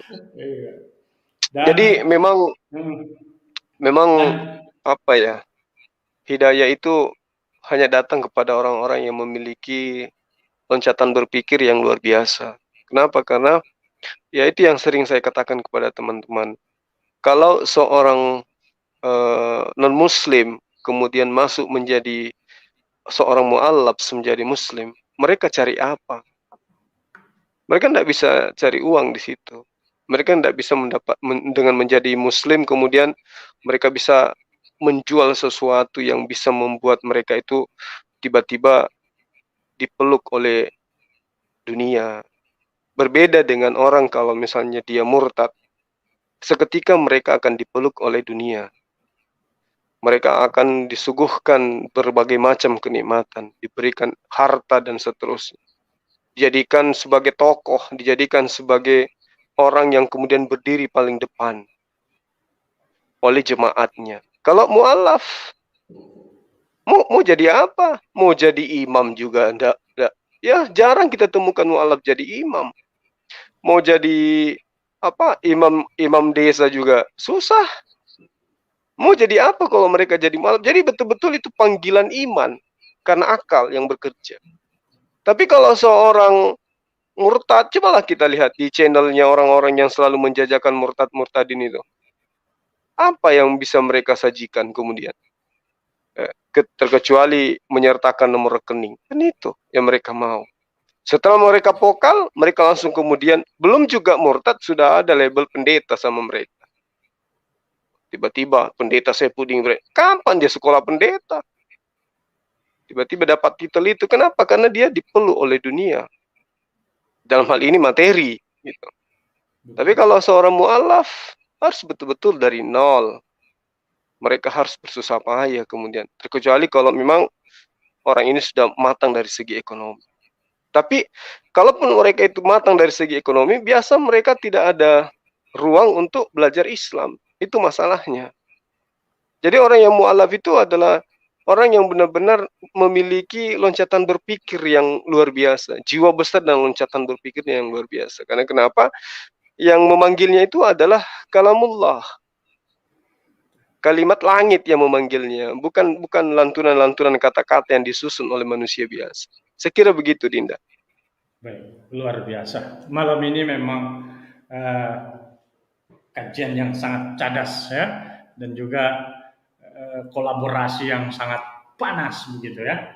Kita doakan semoga Ustadz Zulkifli dan Ustadz Kaidama dan teman-teman yang lain ya, senantiasa dijaga oleh Allah, ya, senantiasa dalam lindungan Allah Subhanahu wa Ta'ala, sehingga kita terus ada di barisan dakwah ya, sebagai penyampai risalah para nabi. Kemudian saya sampaikan bahwa kajian kita ini sama sekali tidak mendiskreditkan atau menyerang saudara-saudara kita yang Kristen, karena saya masih banyak keluarga Kristen, Kanda Zul. Iya, saya adik angkat saya, saudara kakak angkat saya, itu adalah orang Kristen taat semua. Iya. Kemarin itu pas istri saya meninggal dunia, saya menangisnya paling kencang itu ketika kakak angkat saya yang Kristen hadir di rumah. Orang semua kaget. Ada kakak kandung nangisnya biasa aja, ada tante, paman, saya nangisnya biasa aja. Tapi giliran kakak angkat saya yang Kristen ini datang, saya menangis jadi-jadinya. Kenapa? Karena ada kedekatan emosional sama beliau. Saya selalu bercerita ke beliau, dia curhat ke saya curhat ke dia. Hal-hal yang saya tidak pernah curhat kepada orang lain. Artinya bahwa kita turun ke dunia seperti ini bukan karena benci, karena cinta. Alhamdulillah kakak angkat saya itu sekarang sudah tidak lagi makan babi. Setelah saya berdialog panjang, alhamdulillah beliau tidak makan babi lagi. Jadi step by step, mudah-mudahan beliau dapat hidayah. Doakan aja. Amin. Allahumma. Ya. Luar biasa. Ya. Jadi dengan Zulkifli Mabas ini kita ini berteman. Pertama kita tergabung di Facebook. Iya. Itu berapa tahun? Puluhan tahun yang lalu ya? Puluhan tahun yang lalu. Iya. Kita masih ABG waktu itu ya kan? Iya. Dan khususnya antum masih anak-anak waktu itu. Iya. Beliau ini juga yang ngajak saya pertama ke WhatsApp. Setelah ke WhatsApp saya ditinggalkan di WhatsApp. Rupanya beliau di YouTube. Ya saya ikut lagi di YouTube. Iya. Waduh, syukran Kanda Zul. Baik Dinda, baik ini Kanda Zul. Baik. Rekan-rekan sekalian yang dicintai oleh Allah, ya, dirahmati oleh Allah Subhanahu wa Ta'ala, bahwa berbanggalah kita semua ini karena hidup di dalam nuansa Islam ya. Saya hanya ingin mengatakan bahwa sesusah apapun kita dari segi ekonomi, kemudian diuji dengan penyakit, diuji dengan kemiskinan, jangan pernah menjual akidah ini dengan hal-hal seperti itu. Karena kenapa? Ya sering saya mengatakan bahwa harta yang kita punya di atas muka bumi ini itu adalah merupakan rangkaian daripada ujian. Contoh misalnya, betapa kembali kepada Allah itu adalah sesuatu yang sangat luar biasa. Kembali kepada Allah. Kalau misalnya kita analogikan kita berada dalam sebuah perjalanan panjang di tengah samudra misalnya. Kita sudah terapung di sana, terapung sampai berminggu-minggu. Tidak ada lagi makanan, tidak ada lagi minuman. Sementara di rumah kita memiliki harta yang melimpah. Kita punya tanah yang luas, kita punya kendaraan yang mewah-mewah. Seketika malaikat datang, ingin menjemput ajal kita. Lalu kemudian malaikat itu menawarkan kepada kita, wahai si fulan, maukah kamu aku berikan air seteguk, 1 gelas untuk kamu hilangkan dahagamu. Tentu kita yang kehausan di samudra, yang terlunta-lunta di samudra luas itu berhari-hari akan mengatakan, iya saya mau. Tapi malaikat kasih syarat. Namun sebelum aku berikan kamu air seteguk, maukah kamu menyerahkan semua hartamu kepadaku? Kira-kira kita masih berpikir tentang harta pada saat itu? Tentu tidak. Artinya bahwa apa yang membuat kita lupa kepada Allah tidak lain adalah tahta, harta, dan juga khususnya laki-laki adalah wanita. Ternyata itu tidak ada nilainya. Dia air segelas itu ternyata lebih bernilai dari itu semua. Pada kondisi tertentu. Nah, sekarang kita akan menuju ke sana gitu. Ada masa di mana kita akan berhadapan dengan kondisi-kondisi seperti itu. Setiap manusia akan mengalami kematian. Dan saat-saat itulah kondisi yang saya ceritakan itu akan sama, yang akan datang kepada kita. Artinya bahwa bukan dilarang untuk bermasa bodoh. Allah juga menggambarkan, Rasulullah juga menggambarkan, ya, kejarlah duniamu seakan-akan engkau hidup terus-menerus. Dan kejarlah akhiratmu seakan-akan engkau mati esok pagi. Itu kaidah dalam agama kita. Sehingga sahabat-sahabat sekalian, jangan pernah menukarkan keyakinan ini dengan harta. Jangan pernah menukarkan keyakinan ini dengan wanita, dengan pangkat dan semuanya. Karena semua itu tiada artinya di hadapan Allah. Kehidupan kekal itu di akhirat sana. Dan kaidah Islam menerangkan bahwa alam kubur itu adalah tempat penyesalan. Alam kubur itu adalah tempat manusia menyesal. Tempatnya manusia menyesal. Jadi laksana gini, ini sekarang kita lagi diuji oleh Allah. Di alam ruh sebelum kita nusul ke muka bumi, ya, Allah itu sudah berpesan kepada kita, wahai engkau anak keturunan Adam, engkau akan aku ciptakan di atas sebuah alam bernama bumi. Aku memberikanmu fasilitas, tapi ingat, itu hanya sementara. Kelak setelah kehidupanmu di sana, kau akan kembali naik ke atas kapal untuk menuju kepada stasiun pelabuhan terakhir. Ini analogi. Sanggupkah engkau memegang aturanku? Bisakah engkau mampir untuk mencari bekal di sana untuk kamu perbanyak bekalmu naik ke kapal untuk lanjut kembali kepada tujuan akhir? Kita mengatakan sanggup. Akhirnya kita lahir. Yang tidak sanggup mati dalam keadaan bayi. Saya sanggup ya Allah, oke, sanggup. Nah ternyata sahabat, begitu ajal menjemput, kembali naik ke atas kapal, apa yang kita temukan? Apa yang kita bawa? Oh ternyata tidak ada bekal. Ternyata pada saat kita mampir di pantai itu, kita dikasih bekal, ternyata kita terlena dengan penghuni pantai. Karena Allah mengatakan, kamu aku simpan di pantai itu untuk mencari bekal, tapi hati-hati, di situ ada penghuninya yang bisa membuat kamu lupa bahwa tujuanmu datang ke situ untuk mencari bekal. Begitu ajal menjemput, baru tersadarkan, waduh, kenapa waktu di bumi saya tidak ngambil bekal banyak-banyak? Kenapa sekarang baru saya menyesal? Nah itulah makanya alam kubur itu adalah tempat penyesalan. Karena itulah sahabat-sahabat sekalian, sekali lagi, saya mewakili teman-teman Kristologi mengucapkan banyak terima kasih, teguhkan iman, kuatkan iman, tetap belajar. Jangan pernah meninggalkan akidah kita ini. Utamanya sholat 5 waktu, ya itu diperdalam sholatnya. Kaidah-kaidah yang berkaitan dengan ibadah-ibadah wajib itu terus saja dilaksanakan. Saya kira begitu Adinda, sahabat-sahabat sekalian. Ketika ada kata-kata saya yang kurang berkenan, saya mohon maaf yang sedalam-dalamnya. Dan terkhusus kepada saudara saya Frans Donald, kalau kamu menonton channel ini, konten ini, ya tolong dijawab. Jangan saya diblokir kawan. Jangan blokir WA saya. Jangan karena saya desa Anda naik ke Zoom, Anda kemudian nangis, nggak mau, malah saya diblokir. Ya, jangan curhat-curhatan sendiri. Kamu menampilkan chat-chat saya terhadap kamu, tapi chatmu ke aku itu kamu nggak tampilkan. Nggak adil itu.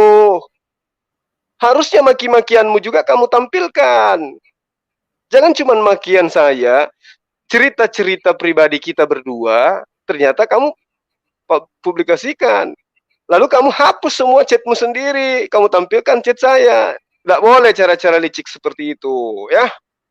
Ada kata-kata kasar saya menurut Anda, tapi kata-kata kasar Anda ke saya, Anda hapus. Itu nggak adil. Ya, jadi saudara Frans Donald, kalau Anda merasa saya salah, luruskan saya. Saya tunggu Anda di Zoom. Mau di Zoom-nya Anda, saya yang berkunjung, atau Anda yang masuk ke Zoom saya. Tapi Zoom lo ya. Zoom lo ya, karena kalau di streamingnya saya tidak bisa live kan, harus adil, gitu. Anda live, saya juga live. Jangan kayak kemarin saya diundang ke Zoom Kristen, begitu saya masuk, begitu mereka terdesak, admin saya di-kick. Nggak boleh gitu. Kebenaran harus tetap diungkap, jangan disembunyikan. Demikian Adinda, ya, semoga beliau dengarkan dan beliau mau berdialog dengan kita. Baik. Assalamualaikum warahmatullahi wabarakatuh. Salam satu Tuhan. Syukron jazakallah khairan Ustadz Zuma dan Ustadz Kenama. Luar biasa kajian pada malam hari ini ya. Semoga apa yang kami berikan ini bisa bermanfaat bagi saudara-saudara kita di sana ya. Mohon maaf jika ada salah-salah kata ya. Yang benar itu datang daripada Allah Subhanahu wa taala, yang tidak benar itu datang dari diri dan kekurangan kami pribadi. Akhirnya sampai pada penghujung acara, semoga kita bisa berjumpa pada kajian-kajian berikutnya ya. Akhir kata saya ucapkan wallahu a'lam bishawab, wabillahi taufiq wal hidayah. Wassalamualaikum warahmatullahi wabarakatuh. Waalaikumsalam warahmatullahi wabarakatuh. Salam sama keluarga Dinda. Baik, salam ya. Hati